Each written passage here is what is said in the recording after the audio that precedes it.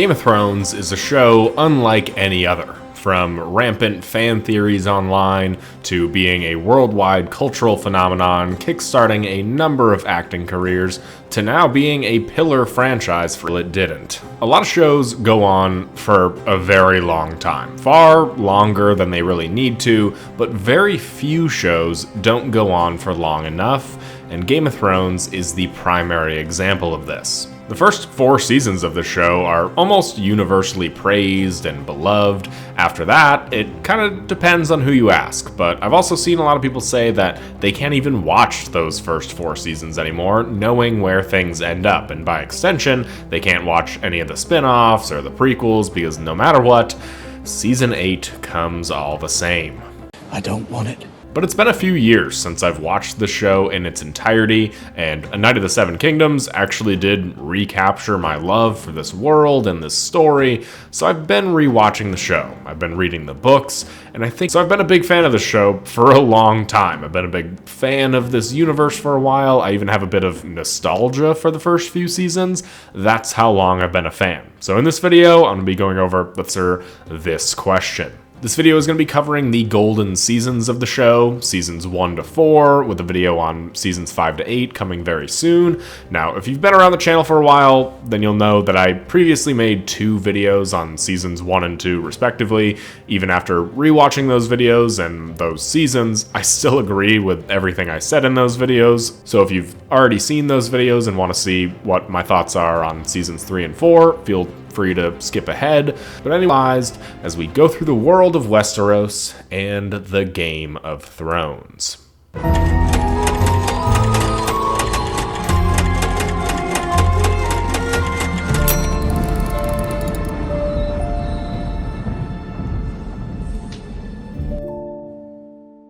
This supernatural magic-y stuff, it must mean that this is going to come back into play at a later date and be ultra important. I guess we'll wait and see. Now this one's going to sound a little obvious, but I have to go over. It didn't change, but this song is so iconic now that I've changed my opinion on that. It's like if they were going to change the Star Wars theme for the prequels or the sequel movies, some themes are just too iconic that you don't change them, and I think Game of Thrones has cemented itself in that category. But right as the show opens, there's very little hand-holding when it comes to introducing everything. We get a few title cards of the names of places in this episode, but literally never again after that. It's like the audience is just dropped into the narrative and expects you to pick everything up as you go along, which is kind of appropriate for the show and this season in general, considering this entire first season is really just like the prologue to this story and an epilogue to a story that we never saw but heard a lot about, Robert's Rebellion. You can really feel how much history this world has and these characters have with each other right from the start. It really does feel like the start of a whole new storyline with a different generation taking over the mantle from the older characters, and that's exactly what happens as the series goes on. The intercut storylines always keep the show interesting and very well paced. These early seasons were also so full of color, going from the white, gray, black of the Wall to the brown and orange of Essos to the throne room filled with all these cool stained glass that for some reason gets taken out in the later seasons. Makes all the scenes really pop and feel distinct from one another. Pair that with the opening title sequence and you can really tell where each scene takes place based on the look of it alone. It's the pacing that the show got so right and the get in late, get out early rule of writing. I cover a lot of The Walking Dead, and that show would hardly ever intercut storylines and episodes with different point of views. It was usually one storyline per episode, and if it had multiple point of views, it was a bigger episode. But this show is the exact opposite.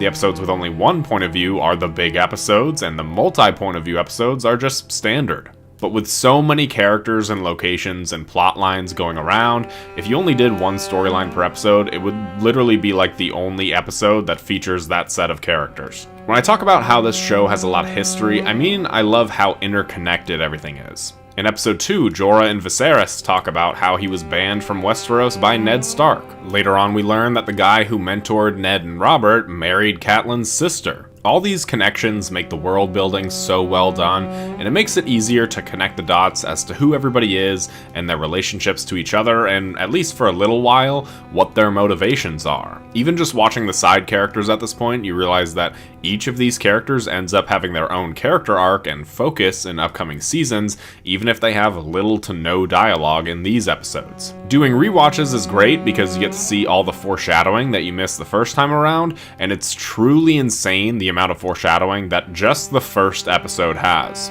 A stag kills the direwolf when they find the direwolf pups. Arya specifically watches the hound arrive into Winterfell. When the family stands there, Bran is next to Hodor, and of course there's what happens when Bobby B greets the family and who he touches and what he says to them. Every person that Bobby B touches in this scene dies, and he asks for Arya's name. She eventually becomes no one. He says that Bran will be a soldier. He becomes a cripple. He says that Sansa is very pretty, and it's because of this that she ends up going down a much darker path as the seasons go on. Maybe that one's stretching it a little bit, but all the other ones are pretty crazy intentional foreshadowing. Now, I have to bring up D&D.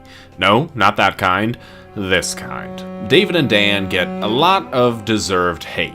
The fact is, they're pretty terrible writers, but they were once praised by their ability to adapt this hugely complex story, and obviously when it comes to adapting, they got many things right. Even the stuff in these early seasons that they strayed away from or added were once praised. So I'm going to do something pretty rare these days, and I'm going to pay David and Dan a compliment, because I do think that they were very good at adapting this story to screen. There, I said it.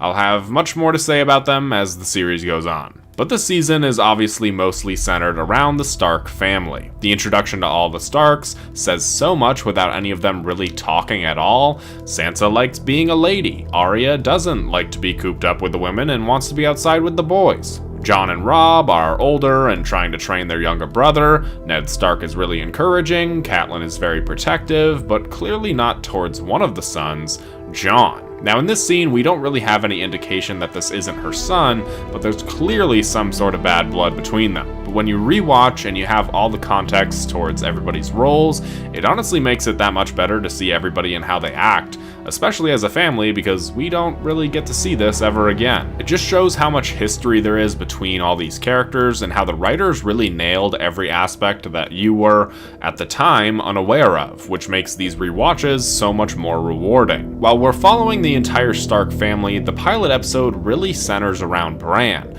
kind of setting him up to be the protagonist of the series. We're in his shoes a lot of the time, experiencing the world and things for the first time just as he is, which makes the ending of the episode that much better because of how surprising it is. After meeting a bunch of likable characters in Winterfell, we switch over to King's Landing and meet Jaime and Cersei Lannister. This is a great introduction scene between them, if you're rewatching it. The first time around, you're kind of like, what if Jon Arryn told someone? Who are you guys talking about? But who would you tell? Hang on, what do you mean? If you told the king, both our heads would be skewered in the city gates by now. What are you guys talking about? The later seasons get a lot of flack for the amount of time traveling that happens, but this first season is actually pretty guilty of that too. We meet Jaime and Cersei in King's Landing, and 2 scenes later, we're meeting them again in Winterfell. The same thing happens with Catelyn a few episodes later. She's in Winterfell, and the next episode, she's made the long journey towards King's Landing without any other storyline progressing very much. This does make the passage of time and the storylines a bit confusing, especially when comparing it to the middle seasons, and I think that it's just an aspect of both this season and the book that the writers just hadn't thought out all the way. While the Starks, and especially Ned and Robert, get along very well, there's clear strife between the Lannisters and the Starks,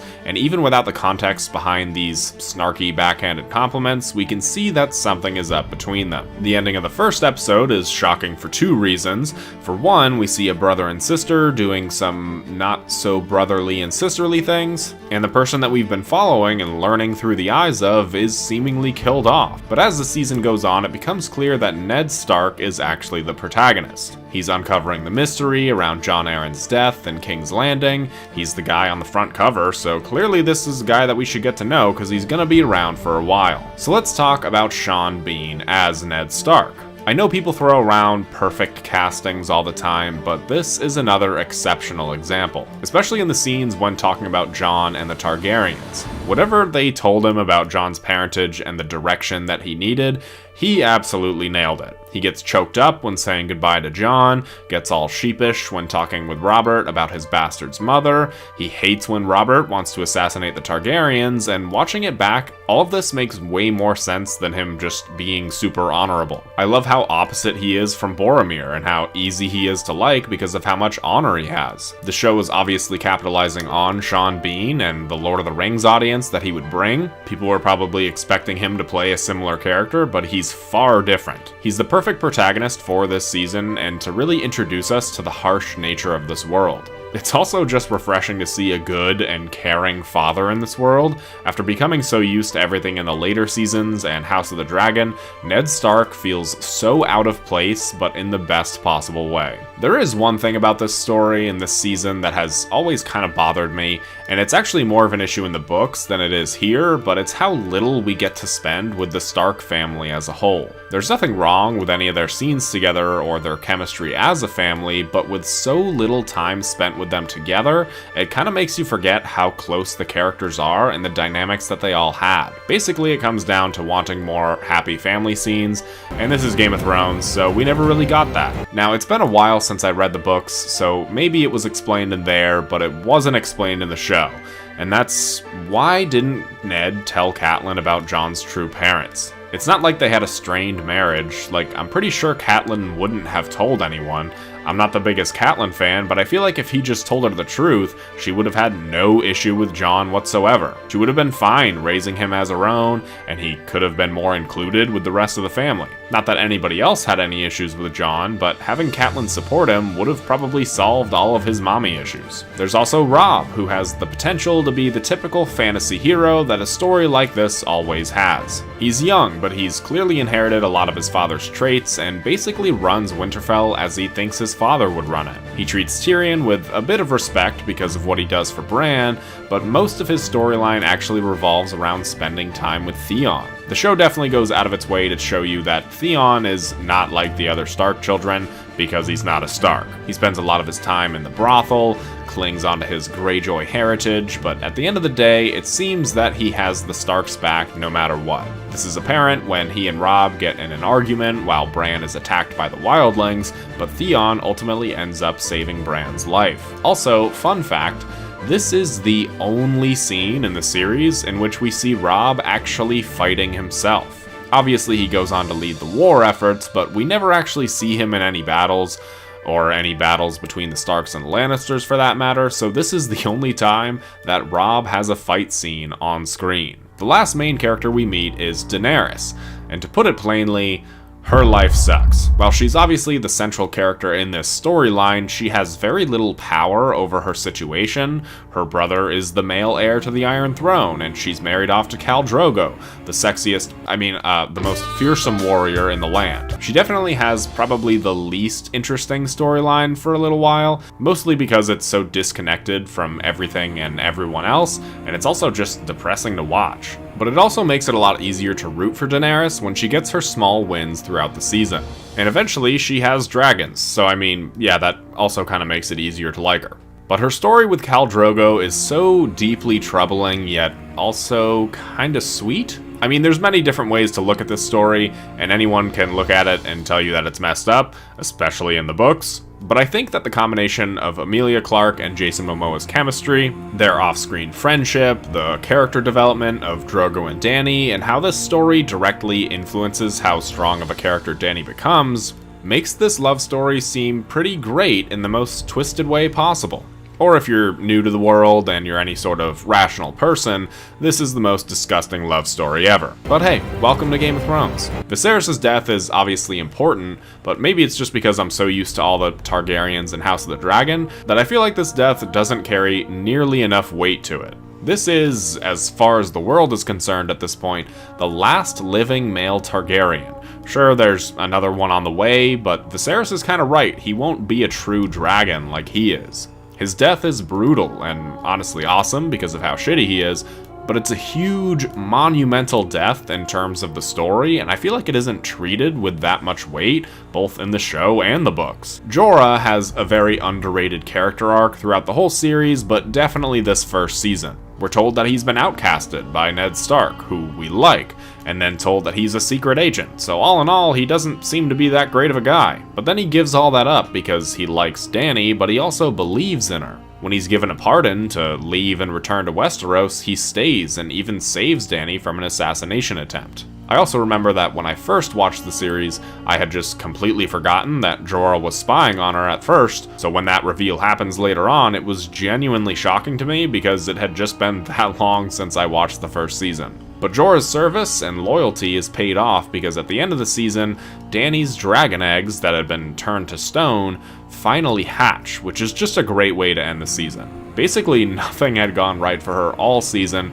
She's far worse off than she was at the beginning of the season, but she's also got 3 new dragons, so is she really? Now let's talk about everybody's favorite bastard, Jon Snow. Jon really is the typical fantasy hero of Game of Thrones. He's the one that goes on the hero's journey, starts in his ordinary world at Winterfell, gets a call to adventure and meets his mentor with Benjen Stark, then enters the extraordinary world at the Wall, meets friends and enemies, goes through trials and tribulations, all leading up to one final ordeal that comes with a reward at the end. But of course, this is Game of Thrones, so it twists this plotline just a bit because he doesn't return home at the end of the story. Instead, at the end of his story, he's going beyond the extraordinary world. Jon's story is very typical fantasy. This is even the storyline that probably has the most magical elements surrounding it, yes, even above Dany's, and this whole story could be just Jon's point of view, and it would be alright.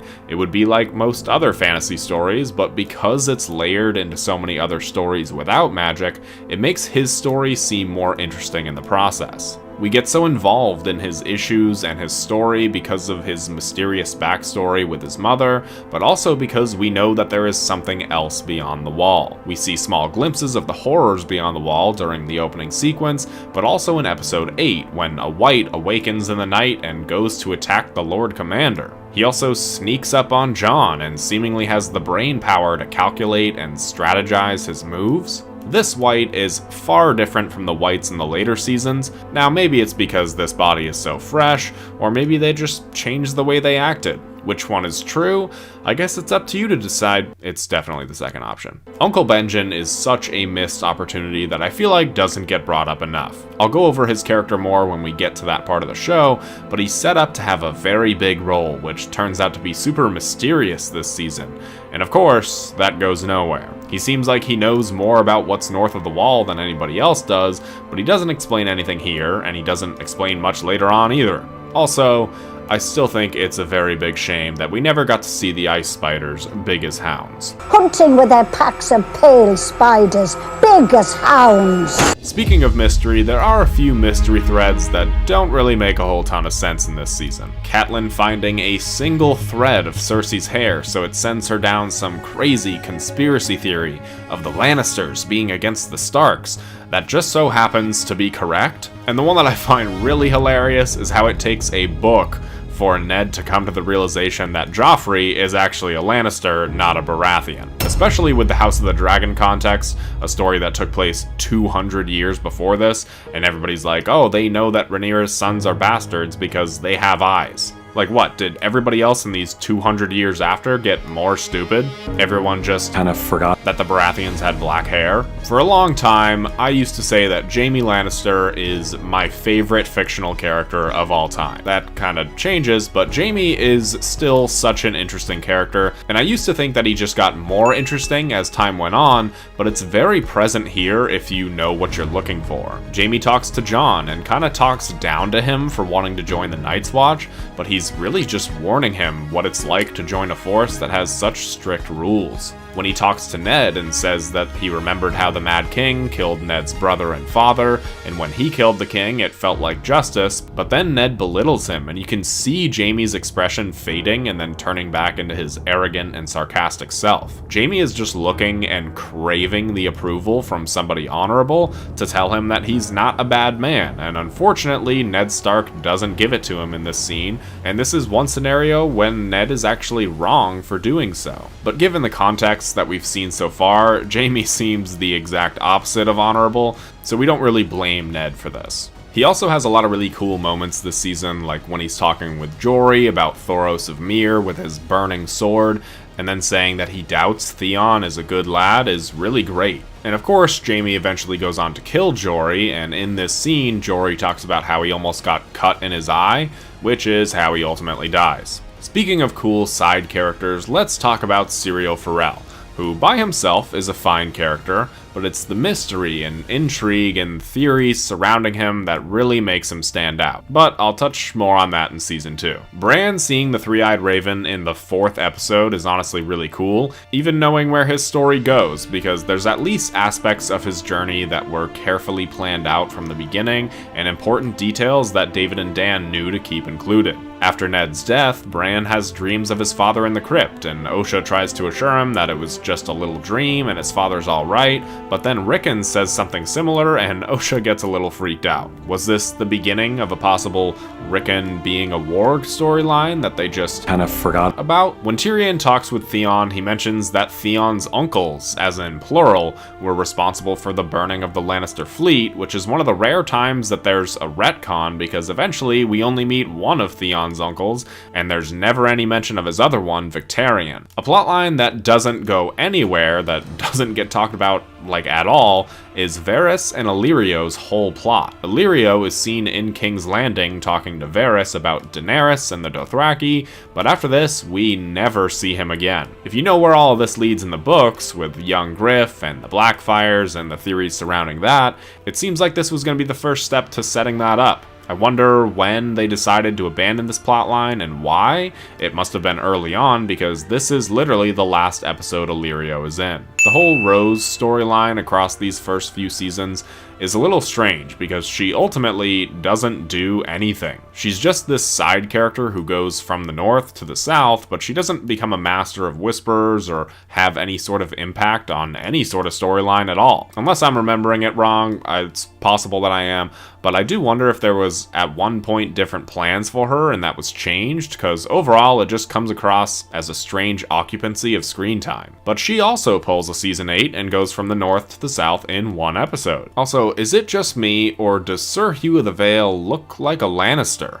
Or maybe Rhett? And also a mixture of Dave Portnoy? I don't know, might just be me. Catelyn taking Tyrion prisoner is the start of what I like to call the reason why Catelyn Stark derails the Stark family. I know, it's not a very catchy title, but this is the first of many steps that she takes to inadvertently lose her family this war. Ned is forced to support his wife's actions, which leads to his injury and then him showing his hand to the enemy. And actually, if I really think about it, it's when Catelyn tells Ned that he can, in fact, trust Littlefinger. I swear to God, there is no character that infuriates me more than Catelyn Stark does in these first few seasons. Everyone says that Ned Stark was the worst player of the Game of Thrones, but I seriously think that Catelyn was far worse because she was actually trying to play the game.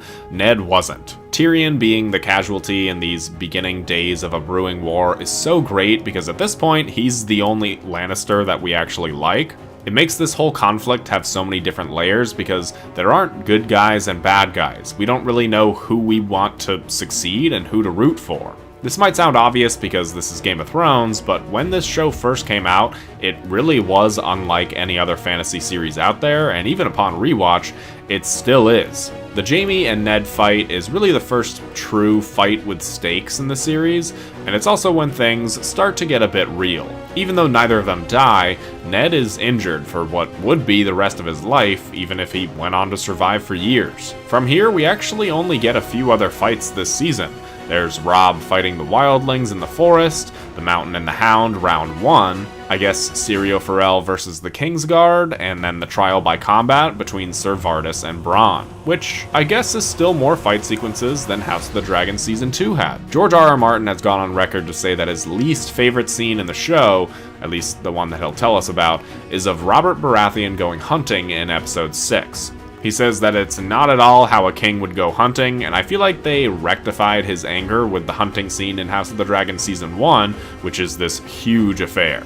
Ned taking all these matters into his own hands while Robert is away, branding Gregor a traitor and calling Tywin to answer for the crimes of his bannermen, is looked at as this super cool power move, but in reality it's just incredibly stupid. He's writing checks that he can't cash right now, he has very few allies, and it's just the wrong time to make this move. Sure, he thinks that Robert will have his back, but Robert also has far less power than he thinks he does. Also, Beric Dondarrion looks far different in Season 1.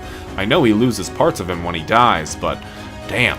Episode 7 introduces us to one of the greatest villains and characters of all time, Tywin Lannister. The season loved to show symbolism through the use of animals, so what happens when we meet Tywin? He's skinning a stag, which is pretty on the nose, but it's still a badass introduction. And then we get what is ultimately Ned's downfall. Him having the decency to tell Cersei his plan to allow her a chance to get away, not realizing who he's talking to. While I still ultimately believe that Catelyn's actions caused this whole mess, this was Ned's fatal flaw, his honor. The victim of this entire season really is Sansa. She hated growing up in the North and feels like she doesn't really belong there, so here comes the royal family with a nice, handsome prince to swoop her off her feet and allow her to become the queen of the freaking Seven Kingdoms. Her new mother-in-law is a little scary, but she can handle it. Well, Joffrey isn't exactly the prince that she always dreamed of, but she can still make this work. Wait, why are they killing her dog? She didn't do anything. Wait, why do they hate her dad now? What's he doing to them? Sansa's life in this season just gets worse and worse as time goes on. She has to beg for her father's life, and he eventually gives in to her pleas in order to save her life,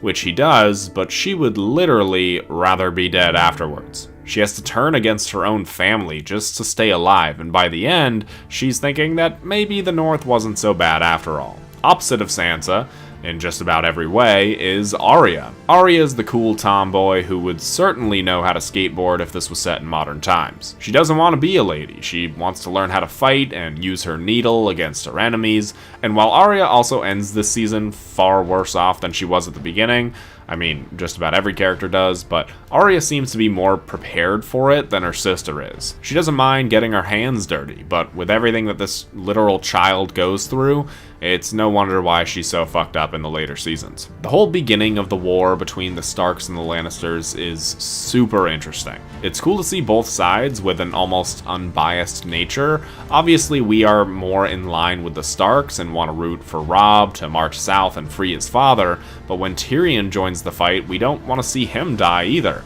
And even just the scheming and battle plans are very interesting to see unfold. There's a scene where Robb is talking with Theon about calling the banners, and Robb starts shaking from the thought of war. Small moments like this add so much to the character, but also that grounded aspect that makes the show so great. Robb isn't stupid.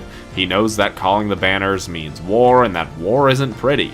The very thought of battle makes him scared, not because of fighting, but because of what it can result in, and what it'll do to the lives of the men around him. It's a great and small detail that could easily be overlooked, but I think it's great writing. It's funny that this show, that has some of the greatest battles in cinematic history, at one point didn't have the budget to even show a battle. After this off-screen battle, Tyrion wakes up to Bronn saying that they've won, but then Robb gives a speech about their own victory. But he's not happy about it because he sent 2,000 men to their deaths so that way they could head elsewhere and capture Jaime Lannister, who was probably their biggest threat in the war. It goes back to the scene that he's scared, not of fighting in the war, but because of what it does to the men around him. This starts a very great storyline for Robb, and I just can't wait to continue on and see him march south and take King's Landing and get revenge for his father's death. Had Ned survived, he probably would have just taken over Jon Snow's entire storyline. He would have been sent to the Wall, definitely became the next Lord Commander,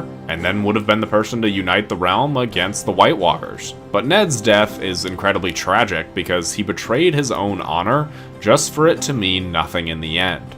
Ned ultimately accomplished nothing, and only made things far worse for his family. It's tragic for such a likable and honorable character to go out like that, but without it, we literally wouldn't have a story, because his death is what truly starts the Game of Thrones. It's funny, because almost every plotline that is set up, Ned becoming the king, Drogo and Dany crossing the Narrow Sea, Catelyn bringing Tyrion to justice. None of this happens in favor of other twists, which sets the story down a different path. The only storyline that kind of follows a clear path with no twists is Jon's, which is funny because it's the most traditional fantasy storyline of the entire show. But as his story continues, it changes just as much as all the other ones do. This is the reason why this whole story and this whole show was so successful and popular. There hadn't been a fantasy story told at this scale besides Lord of the Rings, but that was also a very typical fantasy story that spawned off so many other copycats and people trying to do the exact same thing. And now we're already seeing the Game of Thrones effect and all other kinds of popular media and copycats all around, and I'm sure that's going to continue. Game of Thrones was different. It killed off its main character. It was more grounded in reality, despite the fact that there's hints of these ice zombies and dragons. There was a lot of political intrigue, and even though this is set on an entirely fictional planet, it felt more real. The plots didn't follow the path that you would expect them to, and this was thrilling to watch unfold. This whole show did this so well until it didn't. But that's season 1 of Game of Thrones. This is still an incredible season of television and still one of the best in the Game of Thrones universe. I do think there are some kinks in the story, but these all eventually get worked out. I'm gonna give Game of Thrones season 1 a 9.2 out of 10.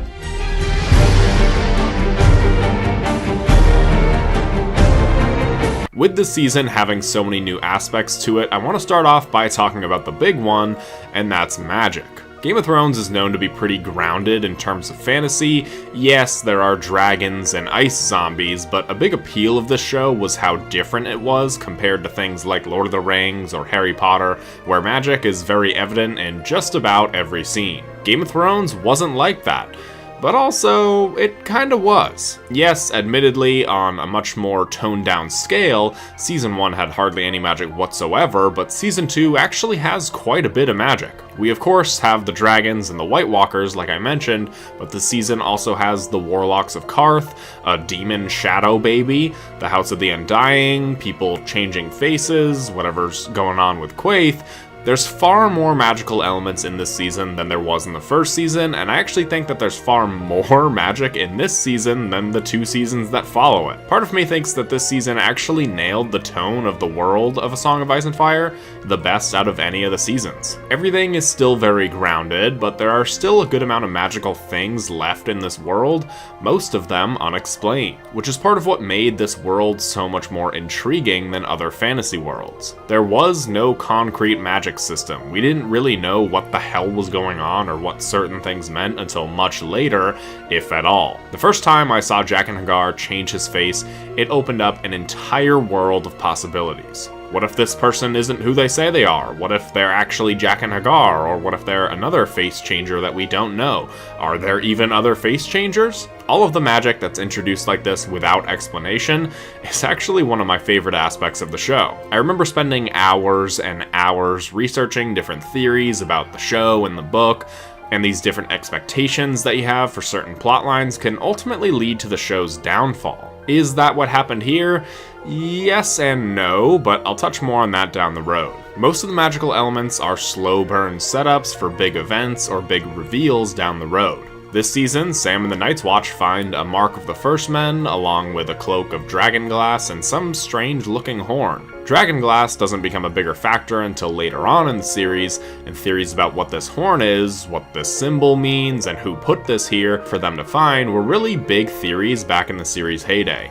And now, this might be an unpopular opinion, but not all mysteries need concrete answers. Like I said, it's what made the magic in this series so compelling.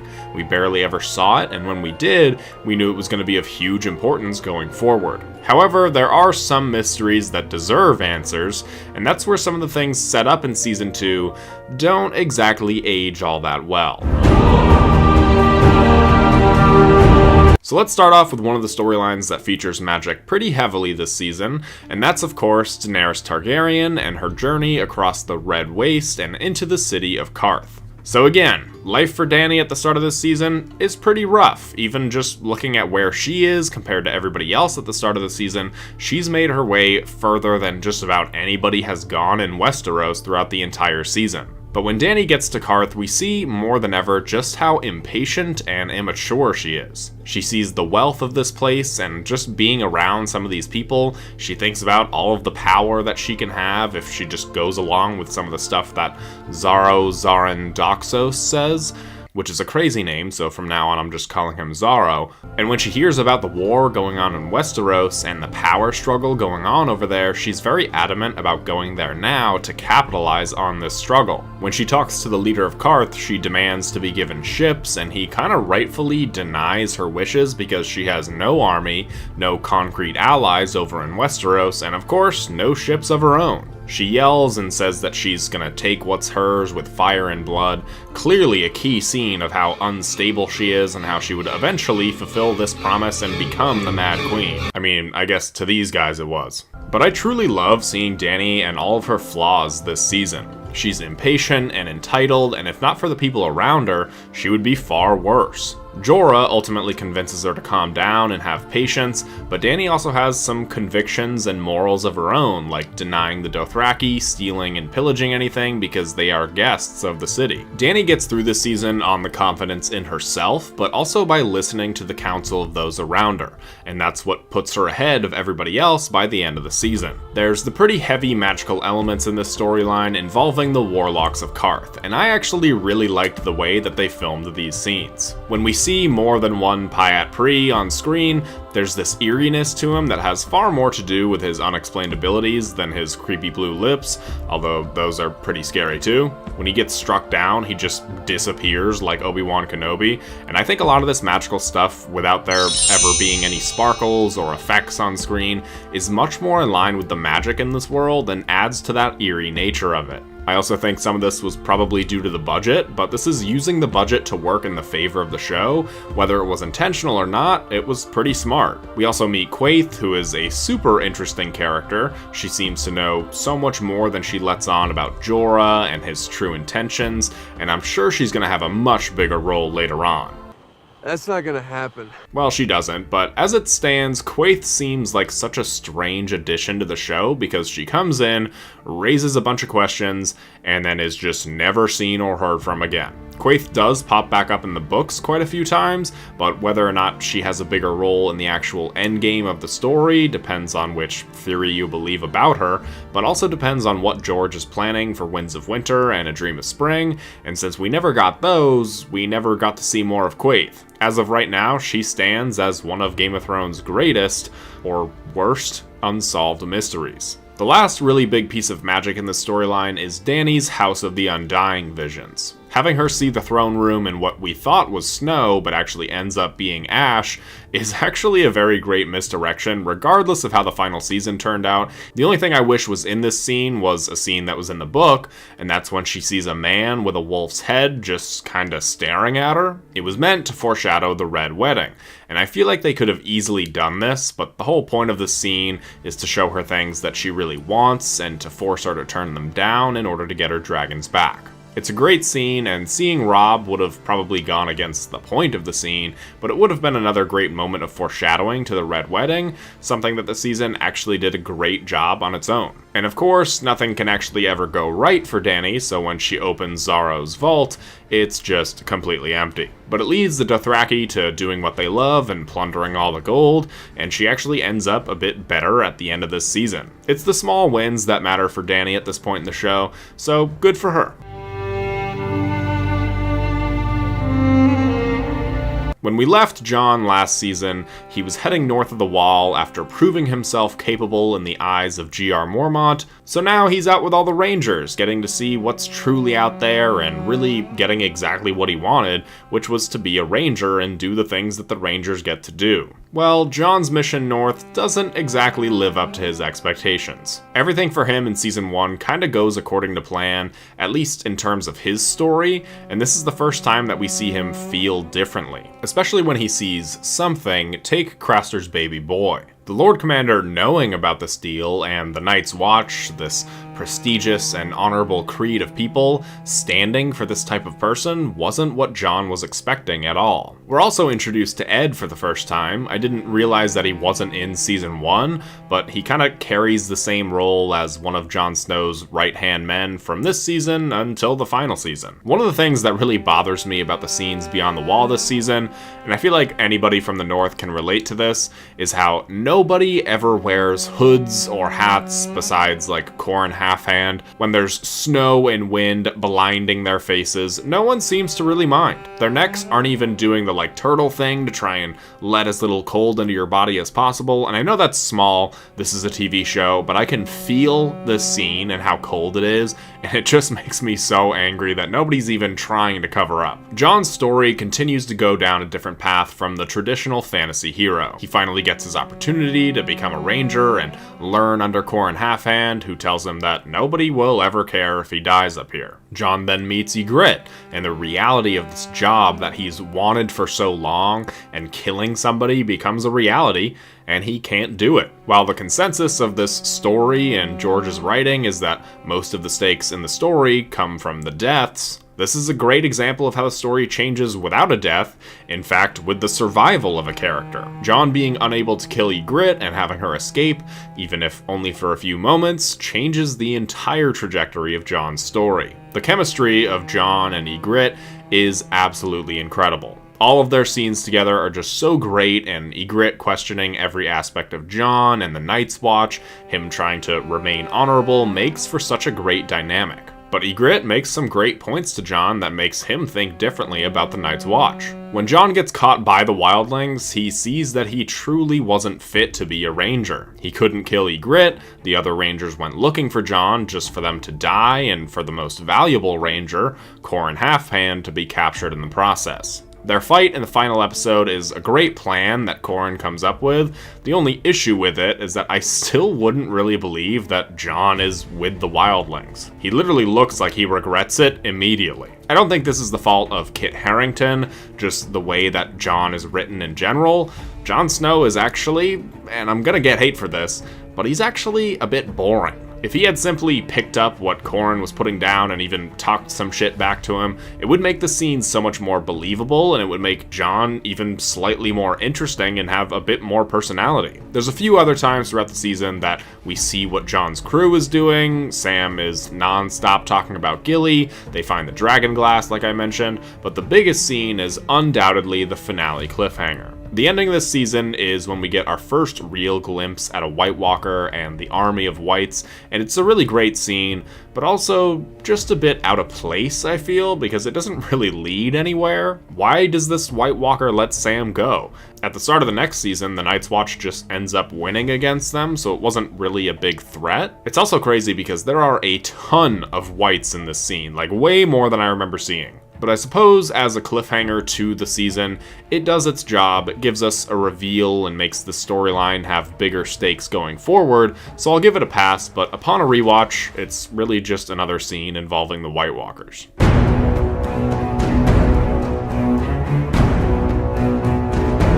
Now, for something completely different, let's move over to the least magical storyline, or storylines of the season, the War of the Five Kings.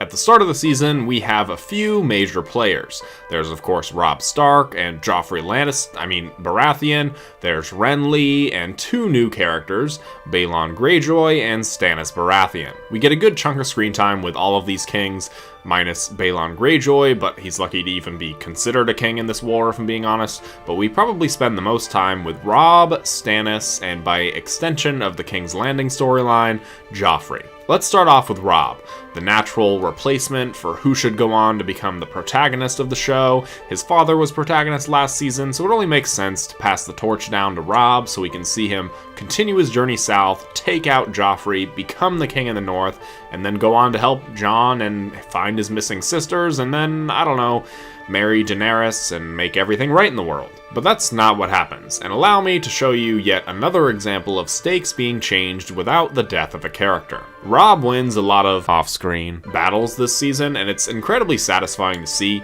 especially when we see Tywin actually praise Robb for his tactics later on. But Robb isn't this perfect and honorable character that his father was. After one of these off-screen battles, Rob meets Talisa, and I mean, how can you not fall in love with Talisa as she's cutting off a man's leg? It's super romantic. Talisa and Rob grow a very natural romance as the season progresses, so much so that she actually feels comfortable interrupting Rob when he's in meetings with Roose Bolton. But Rob has two fatal flaws in this season, and both of them involve his love for women. He falls in love with Talisa, forsakes his own oath to Walder Frey, but Rob also keeps his mother around, which is just a horrible idea. But she's actually the catalyst for a huge change in the story this season. Rob is currently in possession of the highest valued prisoner in the war, Jaime Lannister. It's actually kind of funny how little Jaime is in this season. We check in on him at the beginning of episode 1, but we don't see him again until episode 7. I mean, there's not much to see. His character would just be taking up screen time by sitting there, doing nothing. But I had forgotten how little Jaime was actually in this season, and it actually takes his episode count down way lower in the long term compared to everybody else who has been in the show since season 1. But anyways, in the tail end of the season, we actually do see Jaime. Catelyn makes the absolute worst decision possible by trading Jaime for Sansa and Arya, but really only Sansa because the Lannisters don't actually have Arya, or at least they don't know that they have her anyway. Catelyn letting Jaime go is quite simply the worst decision she ever made. Giving back the world's greatest swordsman for 2, but actually 1 little girl is a horrible trade. Hello, NFL? Yes, I'd like to trade Patrick Mahomes for Daniel Jones, please. Oh, Daniel's injured and he won't ever play football again? Yeah, that's fine, no problem. I simply cannot fathom how people defend Catelyn's decision here. It is, to me, the exact reason why Catelyn was not fit to be in this war, and George R.R. Martin knows this, and it's exactly why he crafted the story this way. Theon has occupancy of Winterfell, so Catelyn has nowhere to go. She has to stay here. This is a dumb decision. It's meant to be a dumb decision, but again, it's one of those things that changes the story drastically without there needing to be a death. But upon watching the show again, I actually see why it happened at the time it did. There was unrest, and somebody would have killed Jaime if Catelyn hadn't stepped in, so the timing makes sense, but again, stupid choice. And Rob is actually equally at fault here because he was off with Talisa. If he had had his priorities where they should have been, then this probably wouldn't have happened. Speaking of Theon, his whole storyline this season is really hard to watch for a lot of reasons. Because we know what's coming with Ramsay, but also because of how loyal he was to Rob and how he's manipulated to change his mind after just one meeting with his father. Basically, Theon's story from here to season 6 is just really, really hard to watch. While we don't get to see a lot of Balon, we do get to see a lot of Theon, and he's basically the stand-in for Balon when it comes to the Five Kings screen time across the season. While he does some incredibly terrible things, including possibly the murder of his own 2 children, but as Theon's story continues, you can tell that he's more so trying to convince himself that the decisions that he's making are the right ones and the ones that he wants to make, but he's very clearly just doing this to try and appease his father, and regret fills him basically immediately. Theon later in the series becomes a very whatever character to me. I felt that his torture was justified for his actions in this season, but it went on for so long that I actually felt bad for him and just wanted it to end. And then Theon's redemption seemed fine and earned, but thinking about where he ends and the character he is in this season, I actually think that Theon might have the greatest character arc in the entire show. Now, I mentioned Roose Bolton earlier, and the amount of foreshadowing to the Red Wedding is absolutely insane. The first time we even see Roose Bolton, he stands in between Kat and Rob as she's reminding Rob the oath that he swore to Walder Frey and how important it is to uphold it. When Talisa comes to Rob's tent to speak with him, she kind of interrupts the conversation between Rob and Roose, and he gives a kind of side eye to Rob before he leaves. Every time Roose is on screen this season, something happens to foreshadow his eventual decision to betray the Starks, and it's something I definitely never noticed the first time around, but it's incredibly smart and shows that having source material to work from can lead to these really smart and subtle moments of foreshadowing. Now let's move on to the king who probably has the most screen time this season, and that's a new addition in Stannis Baratheon. Now, I know that Stannis has his very dedicated fan base, But personally, I've never been a huge Stannis stan and supporter, but I can see why people love him so much. Stannis is a no-nonsense dude. He has his own morals and principles and sticks by them, doesn't let other people dictate his decisions or actions, has a lot of honor and respect for the laws and rules of the realm. But I mean, all of this is pretty nonsense if you have a redheaded witch in your ear telling you that you're the chosen one, so Stannis isn't like any of those things at all. The actor who plays Stannis, Stephen Delane, went on to say that he didn't really care for his time in the show, and it's usually disappointing to hear an actor for a character that you like say that they didn't like the role, but in Stannis' case, it makes complete sense and almost makes me like the character and performance more. It feels more real, and story-wise, Stannis does have the right to claim the throne, so I can see why he makes the choices that he does in the show, even if teaming up with Renly would have been a better option, or especially joining forces with Robb since he doesn't want to be king, but the stakes in the story are both raised and changed because of Melisandre. Could he have just let Robb have the North and rule over the South? Sure, but his dedication to the realm says that he doesn't want to do that, and this witch in his ear telling him of different visions in the fire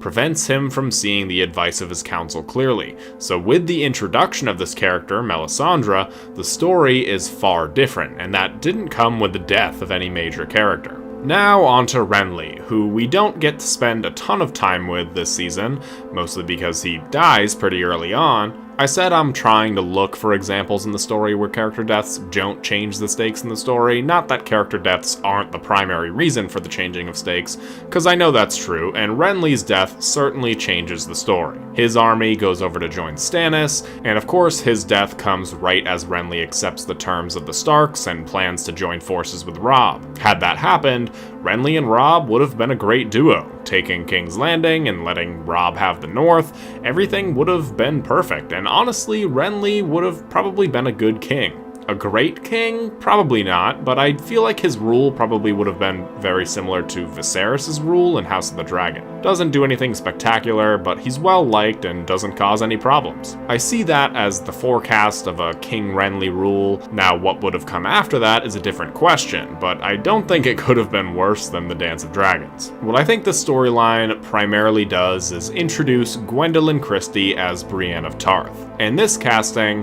is one of the most perfect castings in the show, if not the actual most perfect. Gwendoline Christie is able to portray every aspect, every emotion of Brienne absolutely perfectly throughout the series. She's caring and comfortable when she needs to be, but also threatening and imposing in other scenes, like in the finale when she kills the Stark men. Them killing the 3 tavern girls for laying with Lannister men is pretty ridiculous, and then all of them making fun of Brienne goes to show that not all Stark men are the Stark family. It's really the first time that we've seen what the soldiers of the Stark army are like, how similar they are to every other common soldier that's just fighting in this much bigger conflict. I like these aspects of the war, and I absolutely love Gwendoline Christie as Brienne, and I don't think she gets nearly enough credit. In these two storylines, we also get what was, at that point, the most magical thing that we had seen in the show, and yes, I know that we had seen dragons by this point, but we see this demon, shadow, smoke monster baby being born and then immediately kill Renly. I remember all kinds of theories about this smoke monster and how it was still out in the world somewhere, how it was going to make some sort of return, and I can completely understand why myself and others thought that, because when something as big and magical like this happens in Game of Thrones, you'd expect it to be a slow burn payoff, not an immediate impact that we never see again. I mentioned in the beginning that I would be praising some changes that the season made, and nothing demonstrates that more clearly like Arya's storyline in this season. Arya and Bran are the 2 youngest characters in the show that we spend a lot of time with.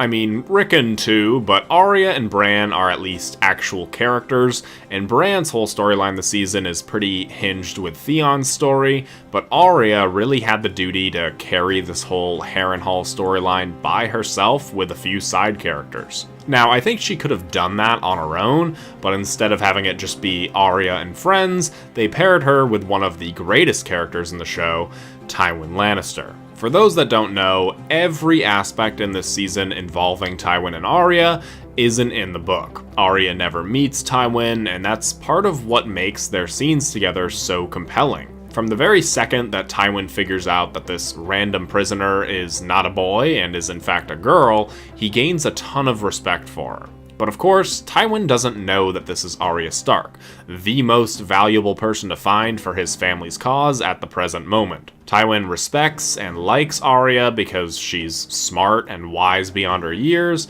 He constantly asks her questions and her thoughts on different topics, lets her eat the food that he doesn't want, and even laughs at some of the jokes that she makes. The whole Arya and Tywin dynamic goes on for about half the season at Harrenhal.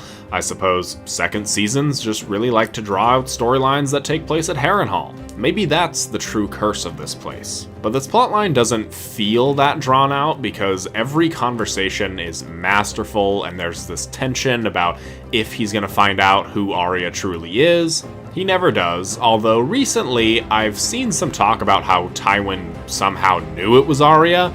No, he didn't. If he knew it was Arya, he would have taken her back so that way they could actually trade Sansa and Arya for his favorite son and future of House Lannister, Jaime. Jaime is quite literally the only person that Tywin actually cares about in the world. If Tywin had any sort of chance at getting Jaime back, he would have taken it.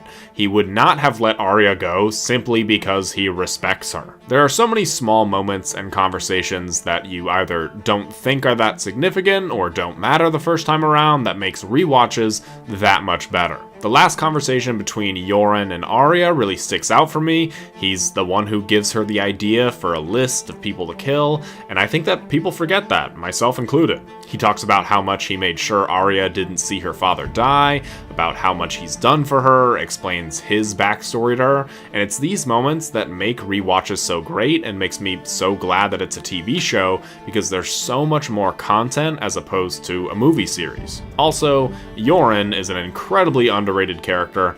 R.I.P. Yoren. One of my favorite mysteries in this season is Jaqen H'ghar. I know I talked a bit about him earlier, but at this point in the show, I thought he was one of the absolute coolest characters. He's got his own musical theme, and he talks in a strange accent, gives Arya the option to choose 3 people, and he'll just kill them. A lot of people say that she could have just said Joffrey, Cersei, and Tywin, and the war would be over, and it's possible, but it would still take time for him to accomplish those things.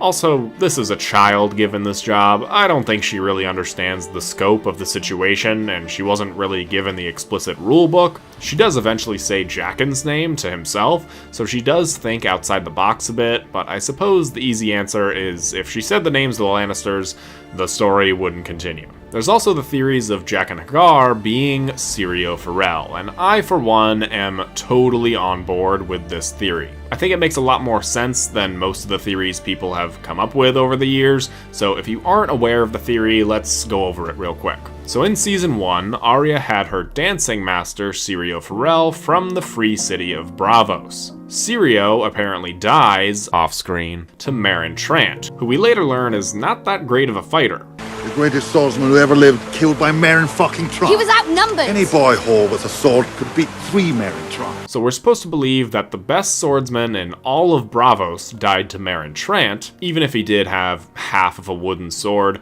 dying off-screen was still a bit of a red flag that the person wasn't really dead at this point in the show. But after Syrio's death, Arya runs into these 3 people trapped in a cage, but noticeably the person who would go on to be Jaqen had his face covered. In this season, Arya becomes good friends with Jaqen, who also happens to be from Braavos, and just so happens to have the ability to change his appearance at will. So the theory is that Jaqen and Syrio are the same person, that Syrio was a faceless man, he escaped his fight with Meryn Trant, then changed his face and continued to follow and help Arya on her journey. In terms of some of the more outlandish Game of Thrones theories, Jaqen being Syrio is nowhere near that crazy. Now in the show, this obviously isn't how it went, but I still felt like it was on the table. I even think that they set it up again later in Season 4 and 5, but we'll get there eventually. After Jaqen helps Arya escape Harrenhal and she meets with him again, he tells her about Braavos and she says that her dancing master was from there and he kinda laughs. Then we got what was, at the time, the biggest WTF moment in the entire show. I know that we saw a warlock duplicate himself and a shadow demon baby in this season, but this moment really stood out to me for whatever reason. Overall, this is one of my absolute favorite storylines from this season. I think one of the big ideas behind pairing Arya and Tywin together is to show how pointless this war is. If Tywin and Arya get along, and Arya talks so much about how her father taught her all these things, Tywin says, "Oh, I bet your father was a smart man." Imagine how Tywin and actual Ned would have been and how they would have gotten along if there wasn't all this baggage between their families.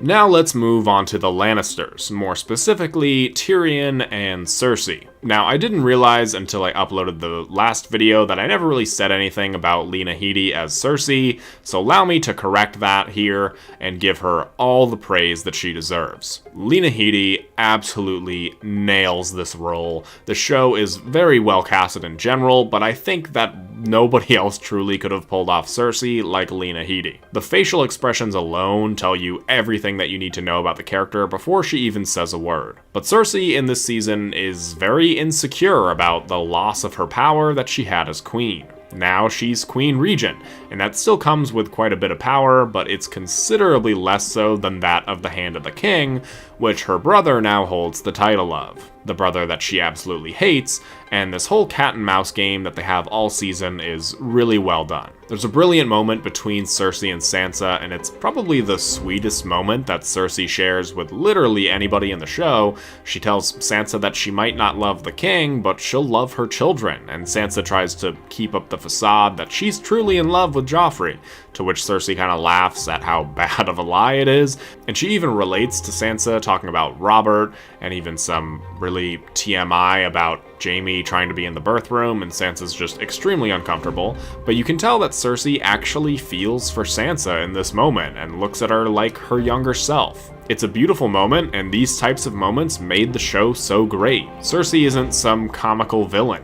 She has so many different layers and reasons for her feelings and actions towards others. Tyrion's whole storyline this season is great. He almost takes over the Ned Stark role, both as the highest paid and first billed actor, but also as somebody who gets in way over his head. Tyrion makes a lot of enemies this season by thinking he's far smarter and better than everybody else. By the end of the season, he is far worse off than he was before, and once he's a lower fish to fry, he has much bigger problems down the road. I particularly liked the scene talking with Pycelle, Varys, and Littlefinger, telling each of them a different plan on where to ship Princess Myrcella off to try and find out which of them is feeding back information to Cersei. Tyrion gets the upper hand on Cersei on just about every occasion this season, and it leads to her taking drastic action against him in the Battle of Blackwater. You think these two have a sort of sibling rivalry, but no, there's genuine hatred involved here, and it only gets worse down the road. The only aspect I really don't care for in this storyline is Shae. Shae really pisses me off. I think she's one of the weakest links in terms of acting in the show, and I really don't feel like her and Peter Dinklage have any sort of chemistry whatsoever. I never really believed her love for him, and I know we're supposed to be skeptical about it, but even the first time around I was like, yeah, there's no way that she's actually in love with him. I don't believe her, I don't like her, I feel like her and Ross should have been some kind of combined character. I know that's a slippery slope to go down, changing such drastic things from the books, but I didn't like Shae in the books either, so I'll stand by this one. We also get a good look at the last king in this war, Joffrey. I had completely forgotten how absolutely despicable and disgusting Joffrey really is. It's easy with recency bias to think about Kristen Cole or even Ramsay because Joffrey goes to the back of your mind once he's gone, but man, he is just the absolute worst. I mean, he's easily hateable when he kills Ned Stark, but this season we get to see more from his perspective and just how twisted he really is. He's not just a kid that has too much power and it goes to his head, he's just a genuinely messed up person. I know that Jack Gleason got a lot of hate for this portrayal, just like Fabian Frankel is getting a lot of hate for his portrayal of Kristen Cole. It just means that these two people are playing the characters perfectly. They're both giving such great performances. Jack Gleason actually stopped acting for a while, but he's coming back in a new show. I'm going off script here. I don't remember what the show is called, but I'll leave it up on screen right now. Everybody should check it out and welcome Jack back to acting. I had completely forgotten about the riot in King's Landing. It seems like such a small moment, but it was actually to show the unrest in this universe and how it affects the townspeople. It really feels like a war is going on in this world, and that's demonstrated very clearly by the episode Blackwater.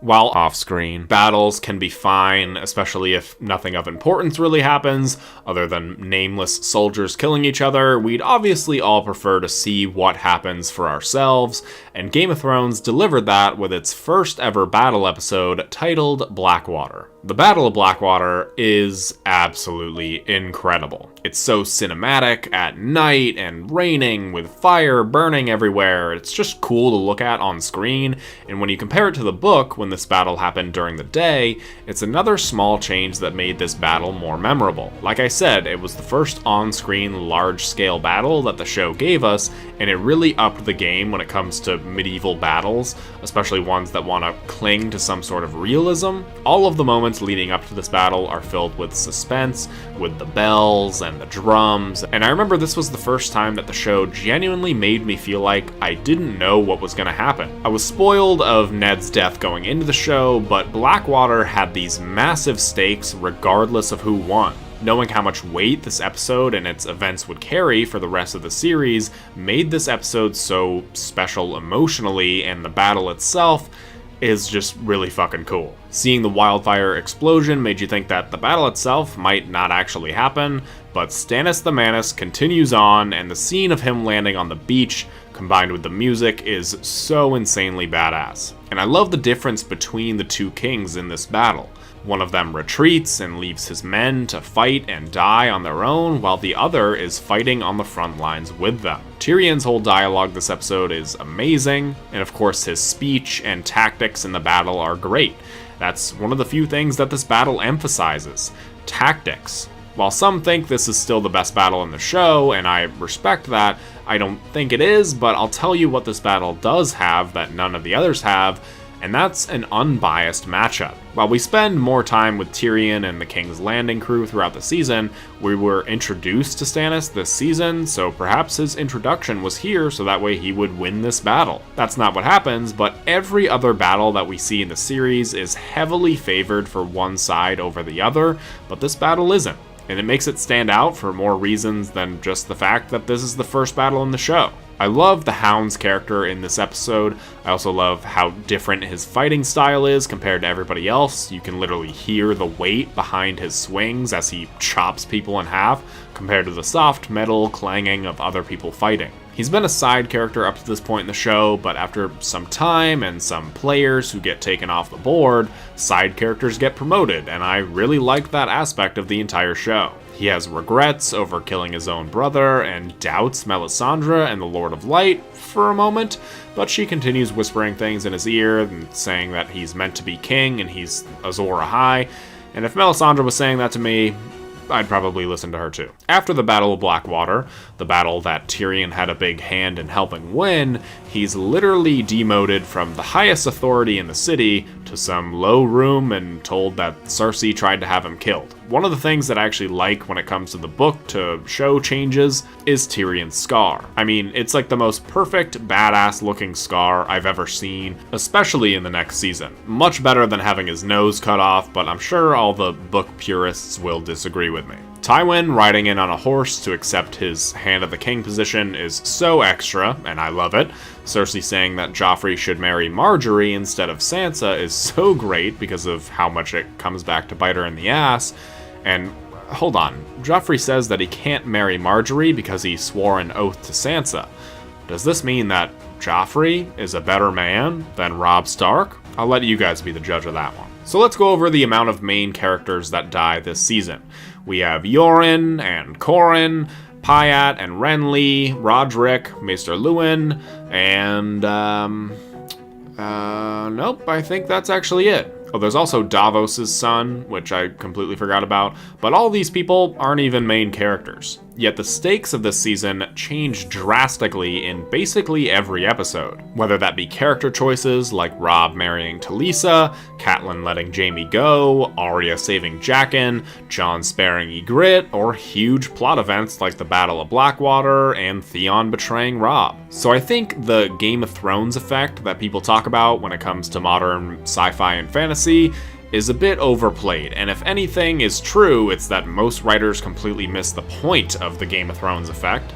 A show doesn't become good when it kills off its main characters. It becomes good when there's well-written characters, plot points, and consequences for characters' actions. Sometimes those consequences result in death. Some deaths are huge and monumental changes in the story, but that's just part of the Game of Thrones. I actually really enjoyed this watch of Season 2, maybe more so than any other time I've watched Season 2. I always kind of thought about the season as the one that doesn't have a big death in it, which is ironic given my whole speech before this, but I actually think that far more happens in this season that has bigger consequences later on than I ever gave it credit for. I think the season nails the tone with its use of magic in this universe. It has the first and one of the best large-scale battles in all of television, and I think not having the biggest budget in the world was actually good for this season and made for some great practical effects and scenes. I'm gonna give Game of Thrones Season 2 a 9.5 out of 10.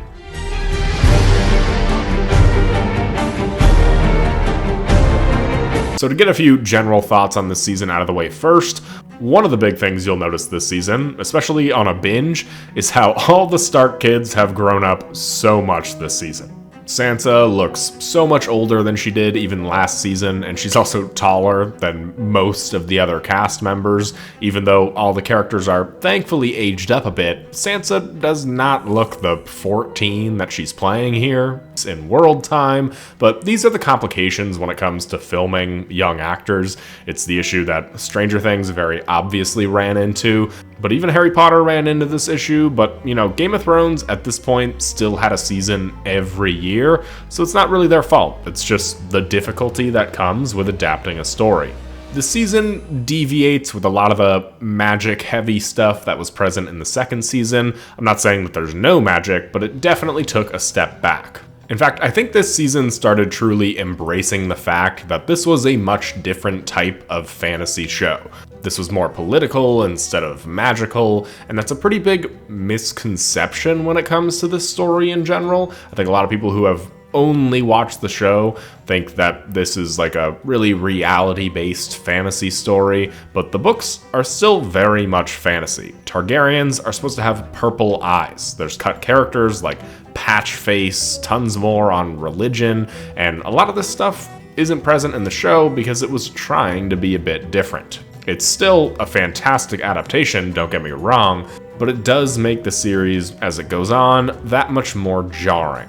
There's also definitely another notable budget increase this season. The armor and locations are increased like tenfold compared to the first season. The Tully armor in particular is incredibly cool looking, but there's also not really a giant battle in this season like there was in the last season, so a lot of that budget was spread out in other ways. This is also the first season where a lot of different storylines and characters started to intersect with each other, like with Sam and Bran meeting at the Night Fort, Melisandre meeting with Arya and giving an ever-important and misspoken prophecy, but also similar to the books, the world gets much larger in this season. There's a lot of new side characters, lots of side characters from the past are elevated to main characters, and there's just overall much more involved in this season. Now, let's take it section by section, starting with... This is far and away Jon's best season. Him on this mission to infiltrate the wildlings, but also starting to enjoy living among the free folk and their ways of life and what they stand for, makes this his most compelling arc yet, and unfortunately, his most compelling arc ever. Even from the first meeting he has with Mance, he can't lie. He tells the truth about why he doesn't care to be in the Night's Watch anymore, and it obviously buys him a place in the Wildling army. As his story goes on, it becomes harder and more unclear what his actual mission is here. When he breaks his vows with Ygritte, you can see that he's riddled with guilt, but he also doesn't regret this. I think you can literally watch as the percentage of Night's Watch to Wildling he has within him as the season goes on and how that changes. He starts like 95%, 5%, then goes to 80-20, 70-30, 60-40, 50-50, and I think in the show, that's probably it, but in the books, I definitely think it dips down below that 50% mark, and he becomes more Wildling than Night's Watch. It's hard to show that here, because in the book, you obviously hear all of Jon's internal thoughts, but even so, by this point, book and show Jon are kind of completely different people.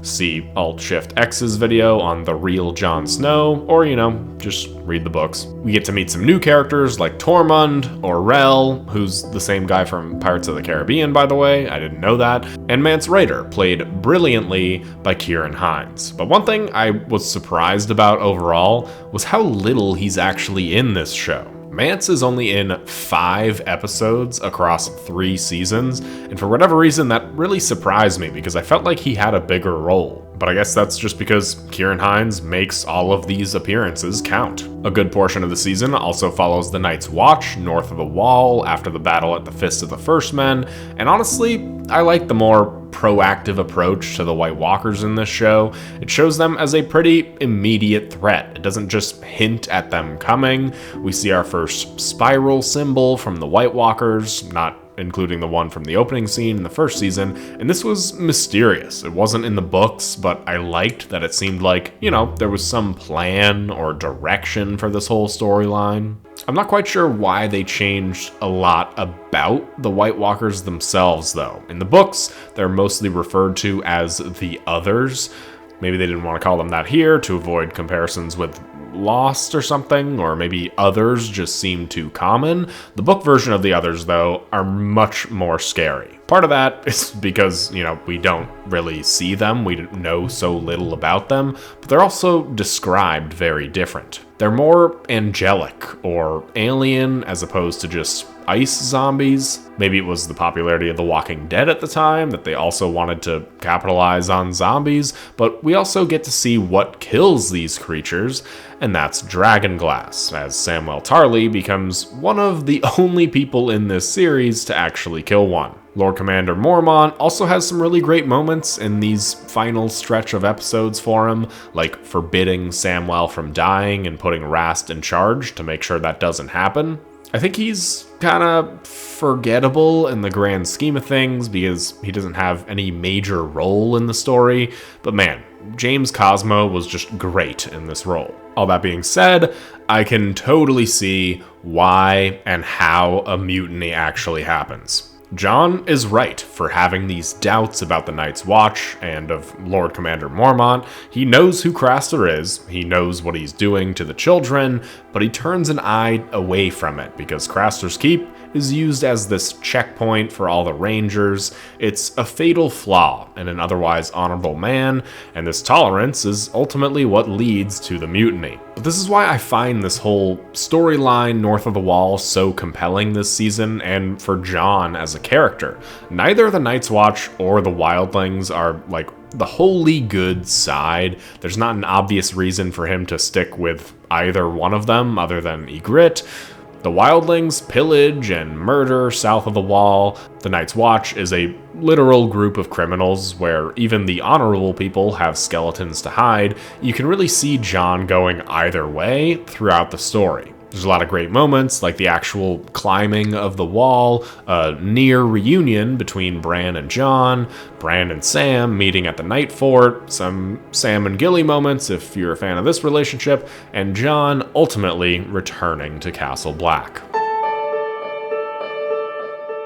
Meanwhile, over in King's Landing, this season doesn't have nearly as big of a King's Landing storyline as last season because a lot of this story takes place in season 4, but it's still great. It's fantastic how Marjorie is able to disarm Cersei's hold over Joffrey and play him like a fiddle. But what makes Marjorie so great in this season is you aren't totally sure if she's just like genuinely the greatest queen who ever was, or if she's just incredibly smart. As time goes on, that becomes more clear, but it's so great to see her manipulate her way into Joffrey's good graces, thus distancing him from Cersei. This season continues the Tyrion versus Cersei plotline, though now that Tywin's here, it's all about their individual daddy issues. Now I know I said this already, but each and every time Tywin is on screen, you can't help but just be completely captivated by Charles Dance's performance. Hearing about how great and nice of a person he is in real life makes this that much more impressive, and he's also the only one who's given us insight into how the cast actually feels about Season 8. We actually were all in agreement that it kind of went off like that. It didn't go out with a bang. It sort of, slipped away, which is a great pity. Tywin belittles both of them at every chance he gets, but the funny thing is, he's right about everything he says. He tells Tyrion that he's not going to give him Casterly Rock because he'll use it as his own personal whorehouse, and yeah, he's probably right. He tells Cersei that it's good that Marjorie can manipulate Joffrey because Cersei can't, and she's let him do whatever the hell he wants in this city. Neither Cersei or Tyrion are those incredibly smart game players like a lot of people think they are. They just think that they are. And that's a core essence of these characters and a core essence of their dynamic. They both think that they're smarter than the other. You're a clever man, but you're not half as clever as you think you are. Still makes me more clever than you. Tywin commanding both of them to wed Sansa and Loras, respectively, is such a great scene and shows that these two really are just like kids who get moody when they get vanilla ice cream instead of chocolate. The season also introduces us to the only match of Tywin Lannister, and that's Olenna Tyrell. She has such an immediate, powerful presence that disarms Cersei and the audience. We're used to the Lannisters being on top, especially with the scenes involving Tywin, but Olenna isn't a Lannister, and she's able to cut through all the bullshit and figure out what's truly going on better than literally any other character in the show. She's equally as entertaining to watch because of how real she is, her making Tywin uncomfortable, asking if he's ever experimented with men before, because it's only natural for boys to do, but you know what isn't natural is siblings being together. But funnily enough, Tywin still comes out on top here by blackmailing her into agreeing with the Cersei and Loras marriage. On the flip side of things, Shae continues to be the weak link of this entire show. It's cruelly unfair that she was paired with Peter Dinklage in the peak of this show and the peak of Tyrion's storyline. In the third episode, we get a small council scene with Tywin, Littlefinger, Cersei, Varys, Pycelle, and Tyrion. And this scene says so much while having very minimal dialogue. Littlefinger wants to be closest to Tywin, so he goes quickest to his side, so Varys begrudgingly settles for second chair. Pycelle is kind of just glad that he's here, but Cersei wants to be closest to her father, bringing the chair directly next to him on the opposite side. Tyrion wants to be seen as equal to his father, so he puts the chair at the opposite head of the table. And this is just incredible writing and direction. Who directed this episode? No. No. Wait. We also get the biggest unanswered question of the entire series. What did Pod do to those girls? Joffrey spoiling Rhaenyra's death and then Aerion's death in the same scene is hilarious. Rhaenyra Targaryen was murdered by her brother, or rather his dragon. It ate her while her son watched. The ashes of Aerion Targaryen, Aerion Brightflame, they called him. He thought drinking wildfire would turn him into a dragon. But watch, Rhaenyra will be a fake Rhaenyra in House of the Dragon, and her and Alicent will run off to Dorne or something to live their days together happily ever after. Now, this is the first season where I genuinely enjoyed Dany's storyline. I was never, off-put by her scenes or anything like that. I was never bored during them, but I enjoy watching her scenes in this season. She's gotten her feet wet in this world of politics, has gained some confidence, and this season is all about gaining what she needs to actually succeed. And that comes with some really great moments.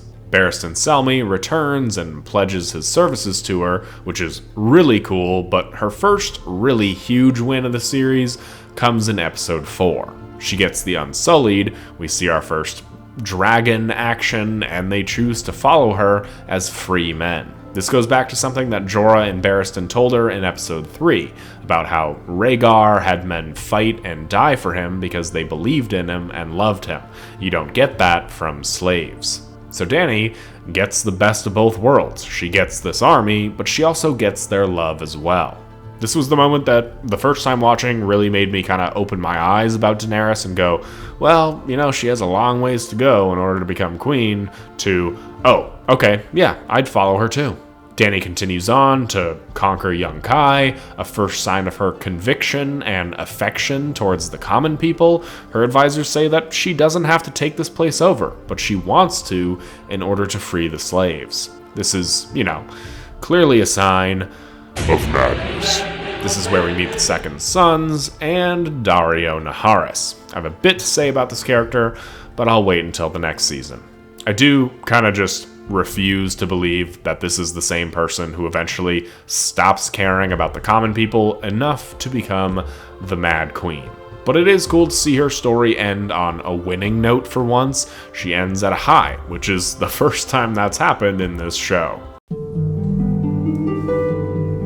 So the characters in the north I'll be talking about are Bran, his whole crew, and Theon. But you know what? Let's just get Theon's out of the way here. Theon's scenes are really well done, with Ramsay in the background just being someone who we think is there to save him at this point, and in this season, you think that Theon deserves everything that's happening to him. Even on a binge, I forgot how easy it was to hate Theon in the second season, so at first it's kind of like, haha, loser, you get what you deserve, but this happens all season, and then it just gets worse over the course of the next 2 seasons. And when you realize that this was Ramsay's plan all along, to release him, to give him some hope, to install some trust, it just shows you how twisted he really is. I forgot about Theon's admission of being wrong to Ramsay right before he's recaptured, his admission that he didn't kill the Stark boys, him saying that his real dad died in King's Landing, and it's really tragic. In a lot of ways, he shares the same troubles and traumas as Jon, both of them just wanting to be accepted as Starks and never being able to. I said earlier that Theon might have the greatest character arc in the show, and with this scene, I think he most certainly does. Moving over to Bran and crew, I just have to pause for a second and talk about possibly the most underrated character in all of Game of Thrones, and that's Osha. Osha is one of the characters who changes the most, yet gets the least amount of credit for it. The first time we see her, she's attempting to kill Bran. Her whole plan is to go south, away from the wall, and just try to live. Yet she takes Bran and Rickon north so that way they can reunite with Jon at the wall. A wildling is doing everything she can for 2 highborn kids, bringing them to Castle Black where all of her primary enemies are, all because she cares for them. I feel like I knew this was a huge amount of character development when I was first watching, but this rewatch just really amazed me at this character, and believe it or not, I actually have a lot more to say about her, but I'll save that for later. Bran was never a hugely interesting character to me, but maybe it's because I know where he ends up now that I've taken an interest in him on this rewatch, but I've actually very much enjoyed his scenes on this time watching. There's really only one season that I truly enjoyed his scenes, and it's not a season that we've seen, but I'll get to that eventually. Jojen and Mira Reed are introduced, and they both seem like such strange introductions on a rewatch. Jojen has such a mysterious presence. He can calm direwolves and visit Bran in his dreams. He has cryptic visions of the future, and Mira is, the muscle of the group. Yet both of these characters go on to mean basically nothing, especially with how much talk there is of who their father is, and then eventually seeing their father in a flashback and hearing about how important he is. This whole storyline just reeks of there being something more important for them to do later on that just didn't happen. Mind you, Mira is one of like 4 characters in this entire story that kills a White Walker, and yet she isn't even in the final season. Not because she dies, not because she... You know what? Hang on. I'm getting way too ahead of myself here. I'm going to sound like a broken record, but I will continue this conversation later. But without a doubt, the biggest storyline this season is the remaining war and basically everything happening in the Riverlands. We have a lot of important characters all around this area: Rob, Catelyn, Jaime, Brienne, Arya, and her crew and the Hound. A lot of the meat of this season is with all of these characters. But first, let's talk about a different character in the war who sucks this season, and that's Stannis. Davos is imprisoned and forms a friendship with Shireen, so that's nice. He also frees Gendry and sends him rowing, but honestly, those are the only notable things that happen in this whole storyline. He and Davos do have one really great conversation about the Lord of Light being the real god because he's seen the miracles with his own eyes, and honestly, he has a point. He even uses these leeches with king's blood and says 3 names of the other kings for them to die, and it might not be immediate, but eventually all 3 of these people do in fact die. And if we're judging things solely on what the show shows us, then yeah, I'm Team Lord of Light, because that's clearly and obviously the god that this show tells us is real. But also, Stannis' storyline next season sucks too. Season 5, it gets a bit better, believe it or not, but I believe I said it earlier, I was never a Stannis stan because he literally just mopes around for the next 2 seasons. There was just no place for him in the story at this point because the story he goes to join wasn't where it needed to be yet. As for Robb Stark, similar to Jon and another character, this season has by far the most compelling Robb Stark storyline. He's torn between his duty and his family, and this is shown pretty plainly by his decision to bring his entire army to Riverrun for his grandfather's funeral. Things get worse from here on out, but one small scene that I really like about this season and this show is I just like seeing all the Stark men going through the woods on the way to Riverrun. It's cool to see armies traveling and what that looks like. We also get to see this quite a bit in Dany's storyline, and this scene also holds some truth because Lord Karstark says that Robb lost the war the minute he married Talisa. But it's these small conversations and scenes of just an army traveling that set Game of Thrones apart from everything else. Sure, the big battles are great, but it's these scenes that, build them up that make those scenes more worth it. One thing I completely forgot about was how Qyburn was actually first introduced in Robb Stark's storyline, which is just crazy to think about considering where he ends up and who he ends up serving. This season continues the trend of Roose Bolton and Talisa vying for Robb Stark's attention, only for Talisa to get it every single time. Now this might be an unpopular opinion, but I think that Talisa is a great addition. While Robb does marry somebody else in the books, it's more out of duty because he got a girl pregnant. And there's a big theory surrounding this girl, Jane Westerling, how she gave Robb a love potion, how she was hired by the Lannisters, and who knows, this could all be true considering Jane and Talisa don't share the same fate.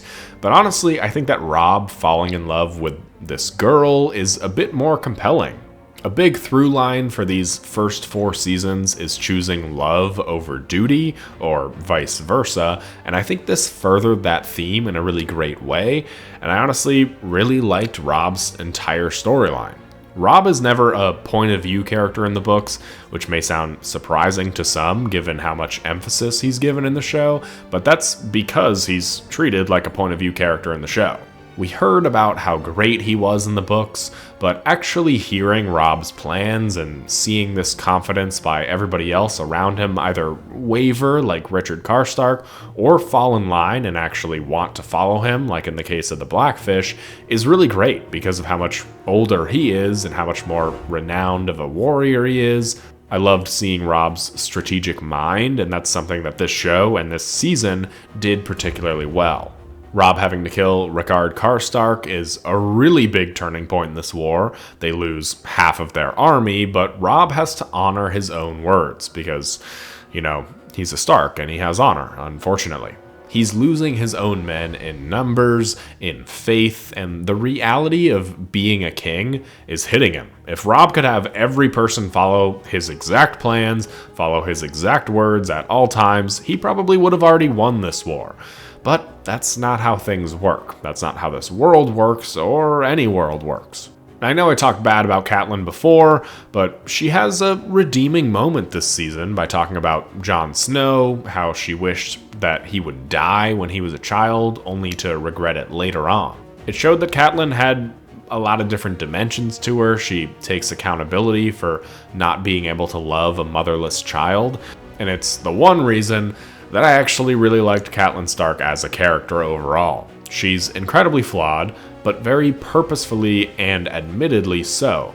This is another show-only edition that wasn't in the books, so again, props to D&D. Moving over to the Riverlands section, Arya gets a stern talking to from Gendry about who she should have and could have killed, which is something I brought up last season. I also just really enjoy the whole Brotherhood without banners storyline, maybe because this is essentially George's version of Robin Hood and the Merry Men, and I love Robin Hood. This storyline just speaks to me. A group of outlaws just trying to do good in the world. Well, kinda. This is Game of Thrones, so they take Arya essentially hostage. They sell hot pie to the inn. They sell Gendry off to Melisandre. Yeah, I don't know. Maybe they're not trying to do good after all. The one true show religion with the Lord of Light makes another appearance with Beric Dondarrion, not only living from this fight with the Hound, but of course also being able to set his sword on fire at will. It's very easy to see why the Brotherhood was formed, because if I saw this man come back to life like this 6 times, yeah, I'd join them too. It's also funny because the show largely stays away from the more religious aspects of this universe.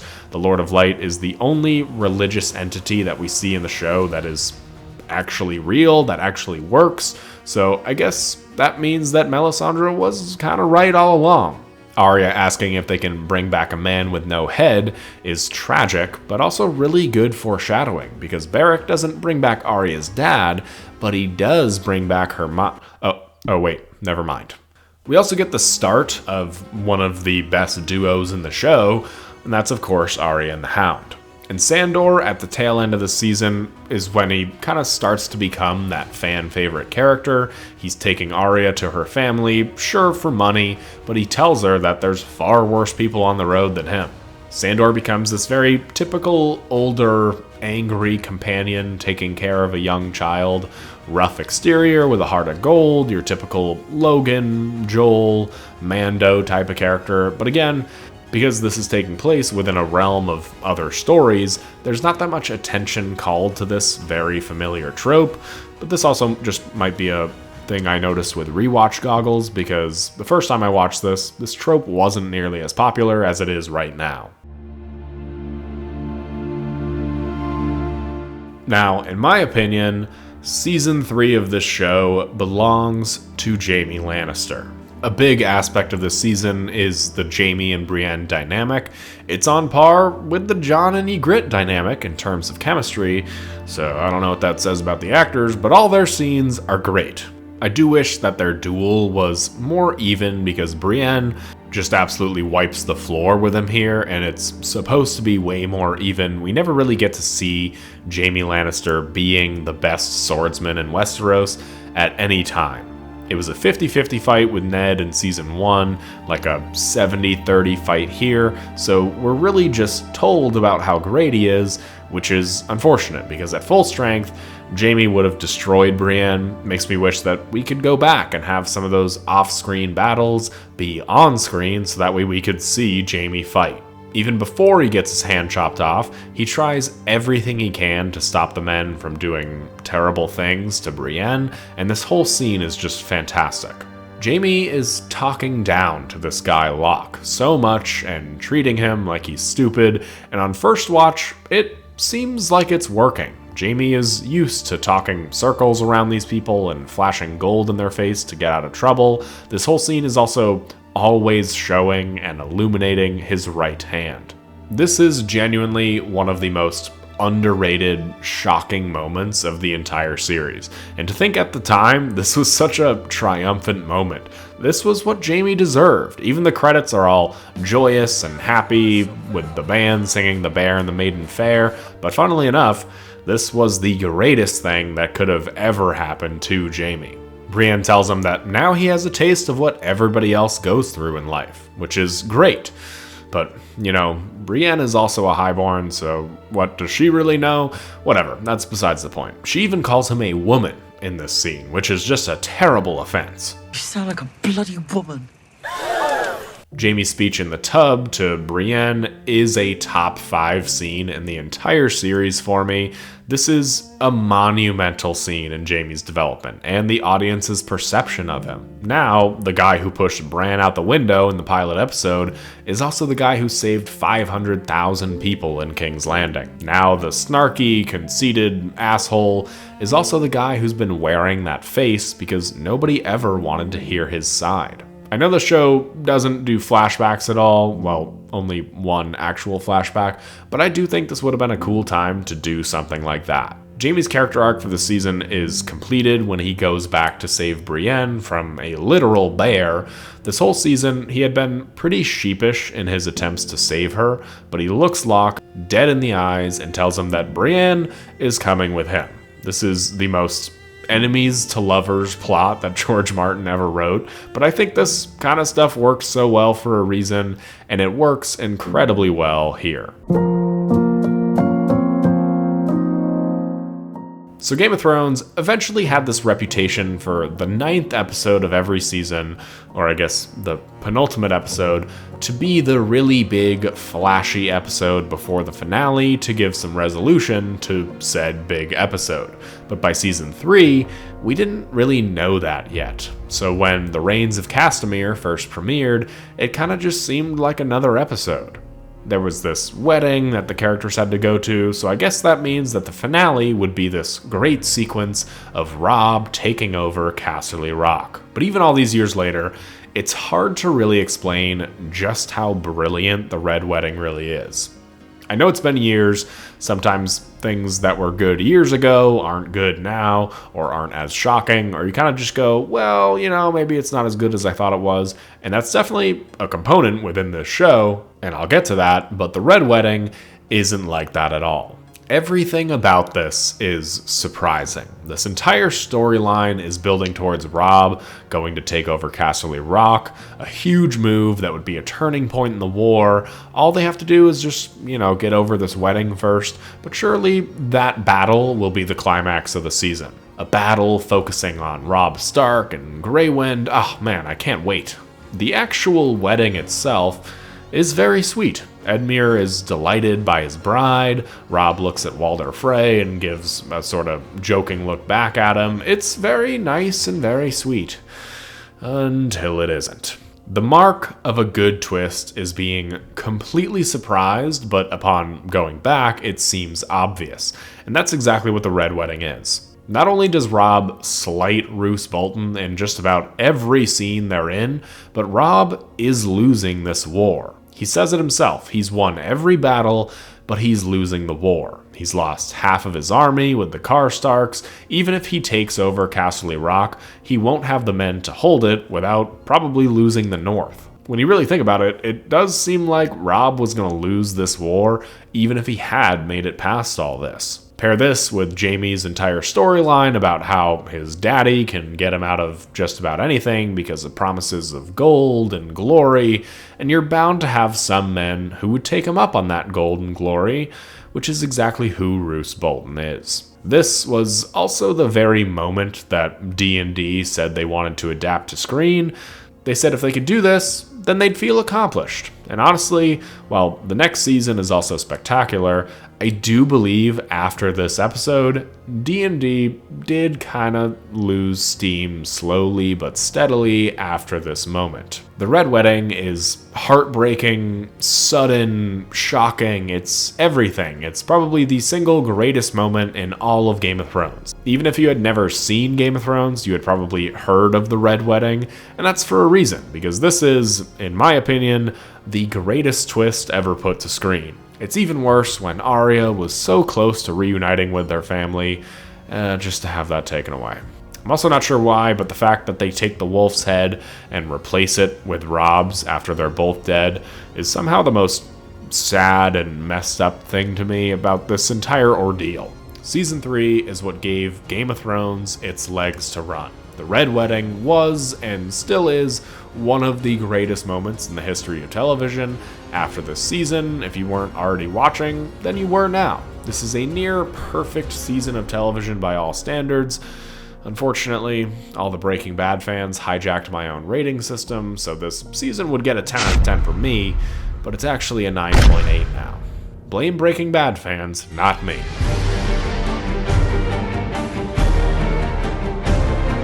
So season 4 of Game of Thrones is long thought to be the best season of the show.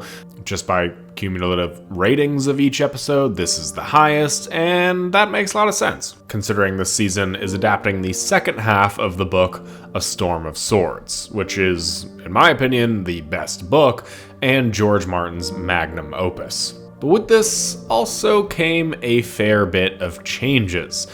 This is the first season where the story deviations started getting pretty heavy-handed. However, this is still regarded as the best season of Game of Thrones by many. Perhaps this gave D&D a little too much confidence with story deviations and story creations going forward. The season is incredibly King's Landing centric, which is funny because the only two characters to have points of view here in the book are Tyrion and Jaime. There are so many additional scenes here: Cersei and Tywin, Cersei and Oberyn, Marjorie and Olenna, Marjorie and Cersei, but all of these scenes enhance the show and this storyline. So I don't think there's anywhere better to start than here. Talk about throwing salt in the wound by opening up the season with Tywin splitting ice in two. He's lucky that it made two really cool looking swords. This season sees a huge change with the Tywin and his children dynamic, and that's because Jaime is back in King's Landing. Jaime talking with Tywin is a huge change of pace from his other children. Jaime is the golden child. He talks with Tywin the way he wants to talk to Tywin, and Tywin doesn't resort to belittling him or forcing him to do anything. It's honestly pretty hilarious. However, that doesn't mean that Jaime is smarter than Tywin, and I'll get to that later. The biggest new character introduced this season is Oberyn Martell, and it's honestly very jarring to see Pedro Pascal on this show now. I'm not sure when it happened, but a few years ago, I would always look at Pedro Pascal and only see Oberyn Martell. Now, I look at Oberyn Martell and only see Pedro Pascal. It's hard to think of a role he's done now that hasn't turned iconic, and actor fatigue is definitely a very real thing. Nowadays, even I'll be like, oh, this guy's really playing Mr. Fantastic too, can't they get somebody else? But then I go back to this show, which was his big breakout role, and I understand why he's as popular as he is. Pedro Pascal is a phenomenal actor. I know people love him and he's incredibly popular, but I still ultimately feel like he's a bit underrated as an actual actor. While I see Pedro Pascal at first, it's very easy to slip into just seeing him as Oberyn Martell once again. And for an actor of his caliber, I'd definitely say he's like an A-list actor now. That's a very hard and very impressive thing to do. Again, this is all my opinion. Maybe you just still see Pedro, maybe you hate him for seeing him everywhere, but the point is, Oberyn Martell is a hugely important and impactful part of the season and contributes heavily to its success. Unfortunately, The greatness of the Dorne storyline starts and ends with Oberyn, but I'll get to that later. A big thing I noticed on this rewatch, especially from reading the books this time around, was that the seeds of Jaime and Cersei's separation were very clearly planted in these early episodes, and even across the entire season. I've seen a lot of people complain about Jaime's hair color change in the later seasons, but even in this season, he has brown hair. But I think that this hair color change was supposed to be very symbolic of his departure from the Lannisters, his departure from Cersei, but somewhere along the way, this plan changed, and subsequently, the entire character arc of Jaime changed for the worse. Joffrey, once again, giving us spoilers about Sir Duncan the Tall and how great of a knight he is. He just had to give us one last parting gift. Speaking of which, the Purple Wedding in this season serves as the inciting incident of the King's Landing plot, and honestly, this is just such a great episode and moment for multiple reasons. This whole sequence is so tense and just all around awkward. It's like one last reminder of just how awful Joffrey really is. Things between Tyrion and Joffrey are at an all-time high by this point, and seeing the entertainment just proves that. But I love how Tyrion doesn't take this personally. He tells Pod to pay them all handsomely after the production because he realizes they probably don't want to do this as much as Tyrion doesn't want to see it. You can literally see a very distinct line between the likable and unlikable characters in this scene. Everybody laughing are the people that the audience doesn't like, or at least loves to hate, and everybody sitting still, thinking this is absurd, are one of the more likable characters. Olenna Tyrell taking the piece of Sansa's necklace that contains the poison, but then never calling attention to it whatsoever, is one of the more brilliant pieces of writing in this show. There was just a level of care and attention to detail during this phase of the show that wasn't present after this. A lot of people probably didn't even realize it was Olenna who took the piece of her necklace, even after the show points it out, but you can literally see when it happens on screen, and next to nobody notices it, which is exactly the point.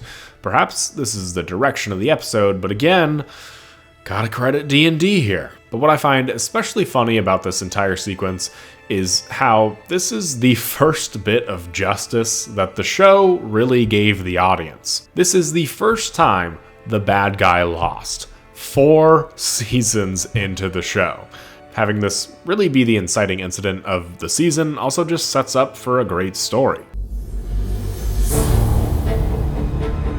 In this season, with the exception of episode 9, it's actually Jon who didn't have that much to do. But Jon is one of the pillars of the entire series, so they needed to have him do something, so they came up with this plot of him traveling north once again in order to take out the deserters at Craster's camp. This is a show-only edition that I think a lot of book purists were really angry about, but honestly, I think this is a fine change. It wraps up that whole storyline in a satisfying manner, gives it some plot relevance because of Jon's lie to the wildlings about the numbers at the Night's Watch, and honestly, just gives Jon something to do so he isn't like Stannis, just sitting around all season. Pair this with Locke joining this storyline, and I think it's a great raising of the stakes.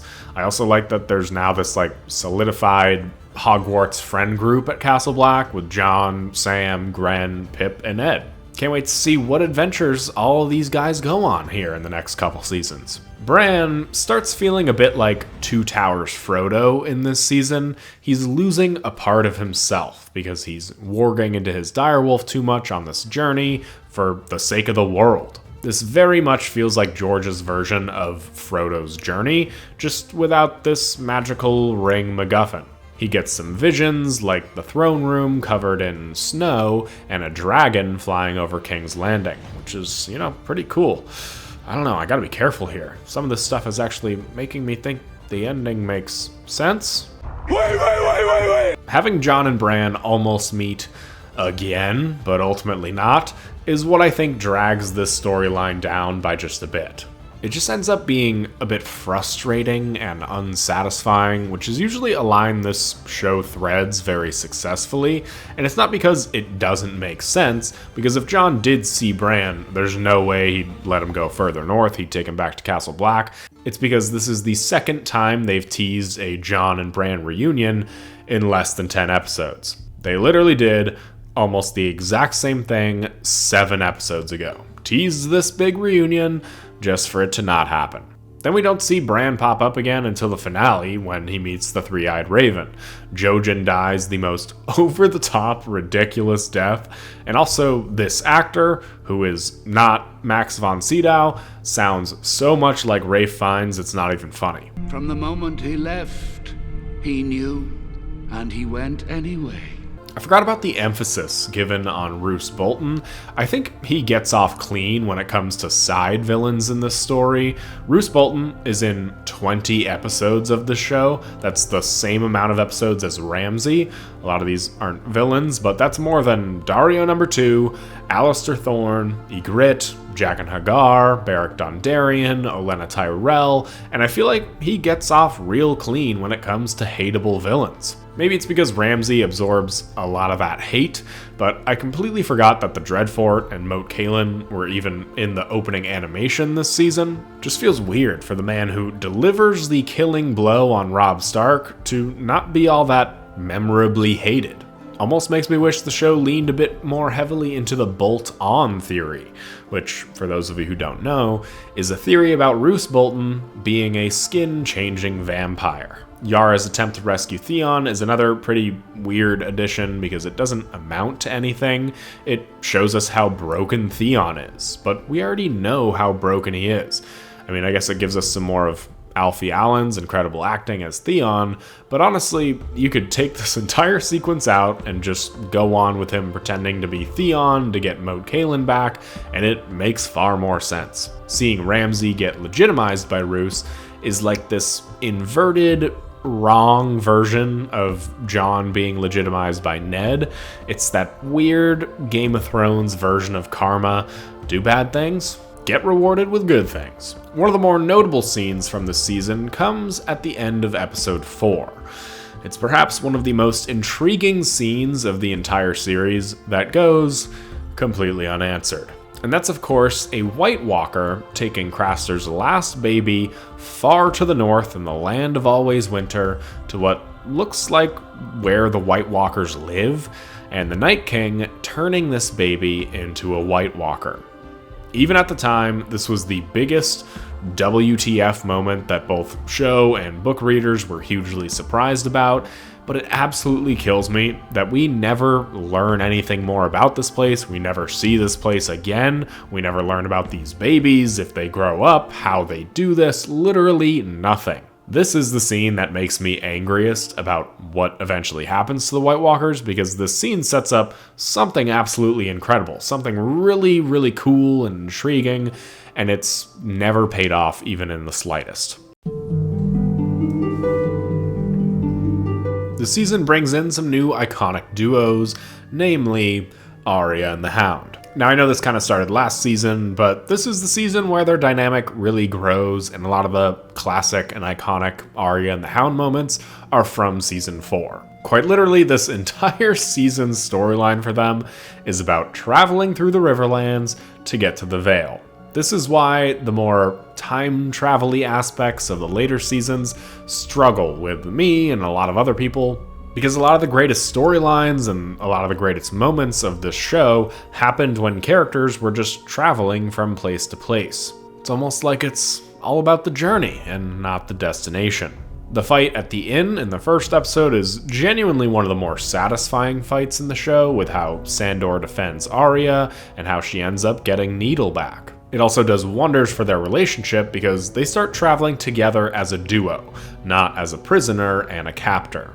Their dynamic is filled with great moments this season. Him making fun of her for water dancing is great, but also gives a bit more fuel to the theory that Syrio Forel might not be dead. Gives us a bit of insight into how a man of his caliber could have possibly died to somebody like Meryn Trant. all the way to when they finally arrive at the Vale and Arya laughs when the Hound isn't going to be able to get his reward. But what is especially great is how she continues traveling with the Hound despite all of this. And that's what you're doing? Watching over her? Aye, that's what I'm doing. Brienne and Podrick going through the Riverlands is another duo this season brings. This wasn't a point of view in the book at this point. In fact, this steers into next book territory. They have another unusual but great dynamic. Hot Pie, for whatever reason, trusts them enough to tell them the whereabouts of Arya Stark, so we get to see Brienne versus the Hound. This is another show-only fight, and quite honestly, this might be the first bit of fan service that we ever got out of the show. I think it worked out here. I think it made a bit of sense for these characters and these journeys to intersect, but again, adding stuff like this in that was met with positive reception might have gotten to D&D's head past this point. Seeing Sansa get out of King's Landing is such a nice change of pace for her, but to see her go to Lysa Arryn is almost equally as worse.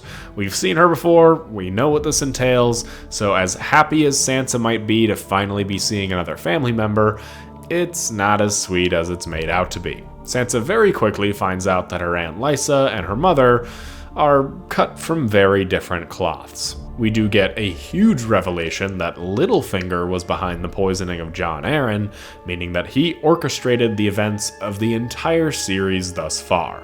And even a bit more justice when Littlefinger pushes Lysa out of the moon door. This is a huge turning point in Sansa's story and character. She lies in favor of Littlefinger, and we start to see her play the Game of Thrones a little bit in her own favor.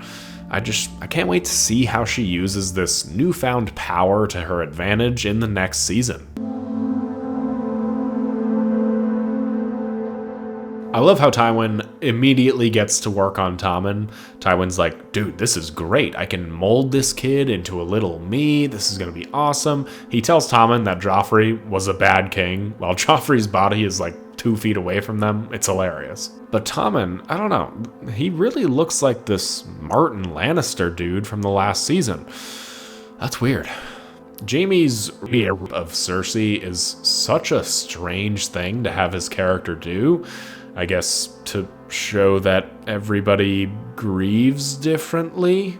But this isn't what happened in the book, and this doesn't cause any sort of rift between them either. So what was the point of this? My only guess is to further take away from Jaime's development. Tyrion spends 75% of the season incarcerated.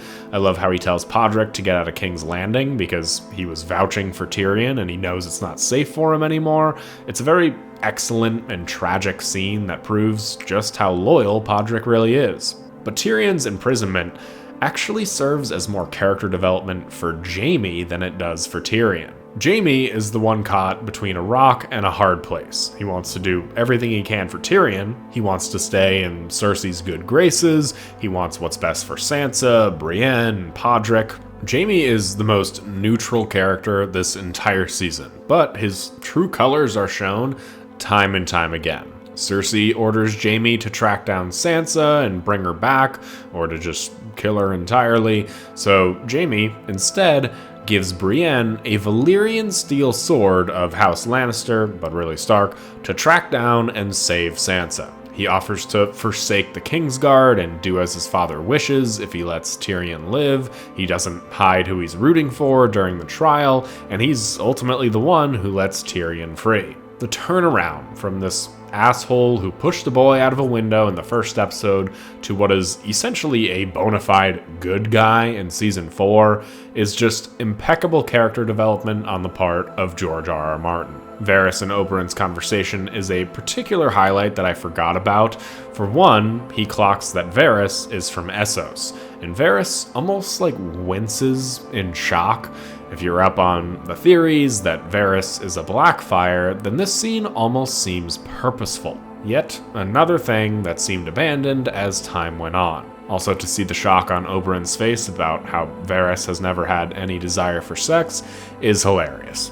Tyrion's entire trial is excellent. It's also the only time we see an actual, court trial instead of a trial by combat, initially, but what makes this so excellent is this is basically a twisted sort of karma, a Game of Thrones version of karma, if you will, where all the enemies Tyrion made during Season 2 when he was serving as Hand of the King stand as witnesses against him, whether that be lies told by Pycelle or the 100% truth, like with Meryn Trant, Cersei, and Varys. Tywin is also using this whole trial as a way to gain leverage over Jaime in any way he can. Jaime isn't smart enough to see this as his plan because he's under the impression that Tywin is gonna kill Tyrion. But Tywin never actually says he's gonna kill Tyrion. He says that he's going to be punished appropriately. If Tyrion is found guilty, he will be punished accordingly. He'll be executed. No, he'll be punished accordingly. It was always Tywin's plan to send Tyrion to the Night's Watch, whether this be the mercy of him being a Lannister or the hatred he has for Tyrion and wanting him to suffer in exile for the rest of his life. You decide, but Jaime falls for this instantly, giving Tywin what he really wanted, which is for Jaime to forsake the Kingsguard and go to Casterly Rock. As soon as Jaime offers this, Tywin accepts immediately, and you can see the shock on Jaime's face, but none of this comes to pass, because Tywin pushes one too many buttons on Tyrion and has Shae come to testify. This leads to what I think is Peter Dinklage's best performance on the show, which is really saying something, and his demand for a trial by combat. We get this excellent line from Oberyn. We didn't try to hide our disappointment. That's not a monster, I told Cersei. That's just a baby. And of course, he volunteers for Tyrion. This leads to the famous Mountain versus the Viper fight. Now, I kind of already talked about this fight in my Night of the Seven Kingdoms video, because this fight is actually very similar to the Trial of Seven. Oberyn, the small, quick, and agile fighter, is in control of this fight for like 85% of it, but it doesn't matter who's in command for most of the fight in a fight to the death. Just the end result. I was really excited to watch this scene again, but weirdly, watching it again, I actually don't think this is that well choreographed of a fight. Like, what the fuck is Oberyn doing right here? A lot of these acrobatics are clearly a stunt double. The guy playing the Mountain is massive for sure, but he's also not really trying to hit Oberyn in the fight whatsoever. I remember this being one of my favorite scenes in the show, but I don't know, maybe it's because other fights I've seen later are just better, but this is a pretty bad looking fight. Regardless, hearing Oberyn's screams is far and away the worst part of this fight. We've seen Oberyn be nothing but smooth, charming, and in control, and his final moments are horrifically the exact opposite. This leads to Jaime's final true colors being shown and letting Tyrion free. But a huge aspect of this scene is missing. In the book, this is where Jaime tells Tyrion that his first wife wasn't a whore at all, and she actually was just somebody who loved him. This, in turn, causes a huge rift between the brothers, fills Tyrion with such anger that he goes to seek out and kill Tywin, and starts on a darker path going forward. And this leaves Jaime with such guilt that he leaves Cersei once and for all. So this single moment, this single omission, really changed the course of history for both of them. But here's the thing, and this is a hot take for sure, it didn't need to. I can actually see why D&D left this part out of the show. The Jaime and Tyrion sibling dynamic was one of the hearts of this season, and they were really trying everything they could to make Jaime the hero, save for him, to get Cersei. Crashing all this down doesn't really fit with those plans. By omitting this, Jaime then becomes angry at Tyrion for this action, and Tyrion just becomes empty and without direction.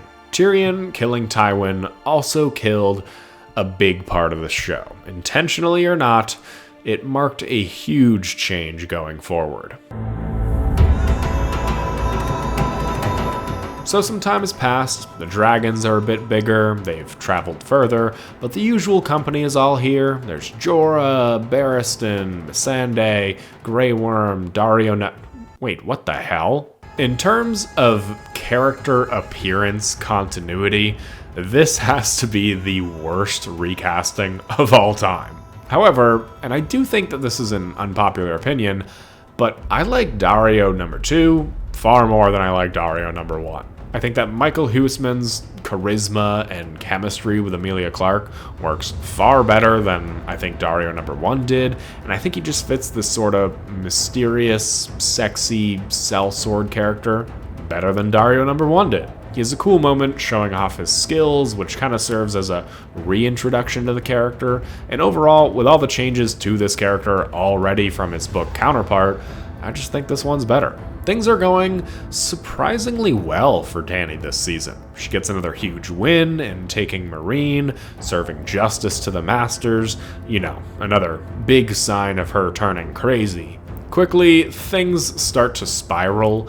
The cities she once took have now been taken back by the slavers. She doesn't quite have enough to take King's Landing and then rule it, so she's kind of stuck between a rock and a hard place. The dragons start disobeying her and are a bit unruly in the world, forcing her to pay for their actions, literally. Hizdar says that his father didn't want to hurt any children and tried to have it a crime, yet he was treated the same as all the other slavers. Dany is starting to see that this world and her actions aren't as black and white as she initially thought. But it's these dilemmas that made Game of Thrones so incredible.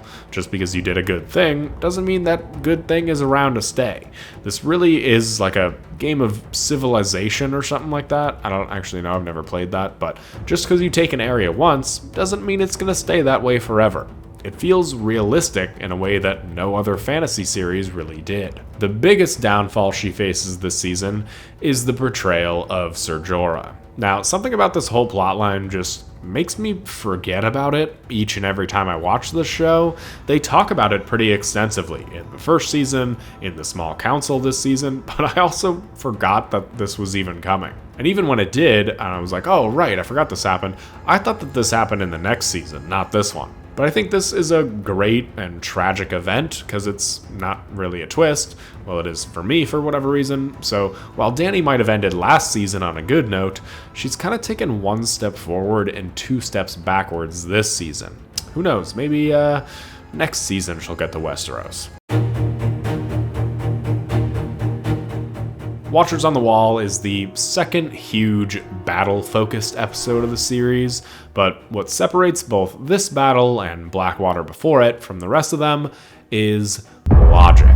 There was a plan, and they stuck with it. Tactics mattered. Even when they didn't go according to plan, they pivoted and continued on. But before I talk about the battle, now's a good time to talk about how great Maester Aemon is, both in this season and all seasons. He disarms literally everybody. He talks to these Brothers of the Night's Watch like actual human beings, and is a big reason why there's still order here in the absence of Jeor Mormont.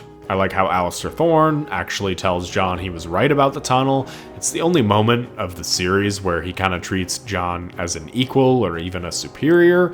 I also really like Alistair Thorne's speech to the Night's Watch when the wildlings are at the door. After hearing this, I was like, yeah, you know what? Put me in, coach. With me now! This episode was a huge moment for Jon, stepping up to be a leader and take command, showing the Night's Watch and the audience that he's capable of leading. He's good at it, and he's earned it. It's a great main character building moment and episode. We actually don't get a whole lot of this with Jon afterwards. Next season, there's still a bit, but then he just stays the same heroic, sword-swinging leader that they're building him up to be. This episode gave us the first really cool tracking shot of the series, which was this 360 crane shot showing where everybody is at Castle Black.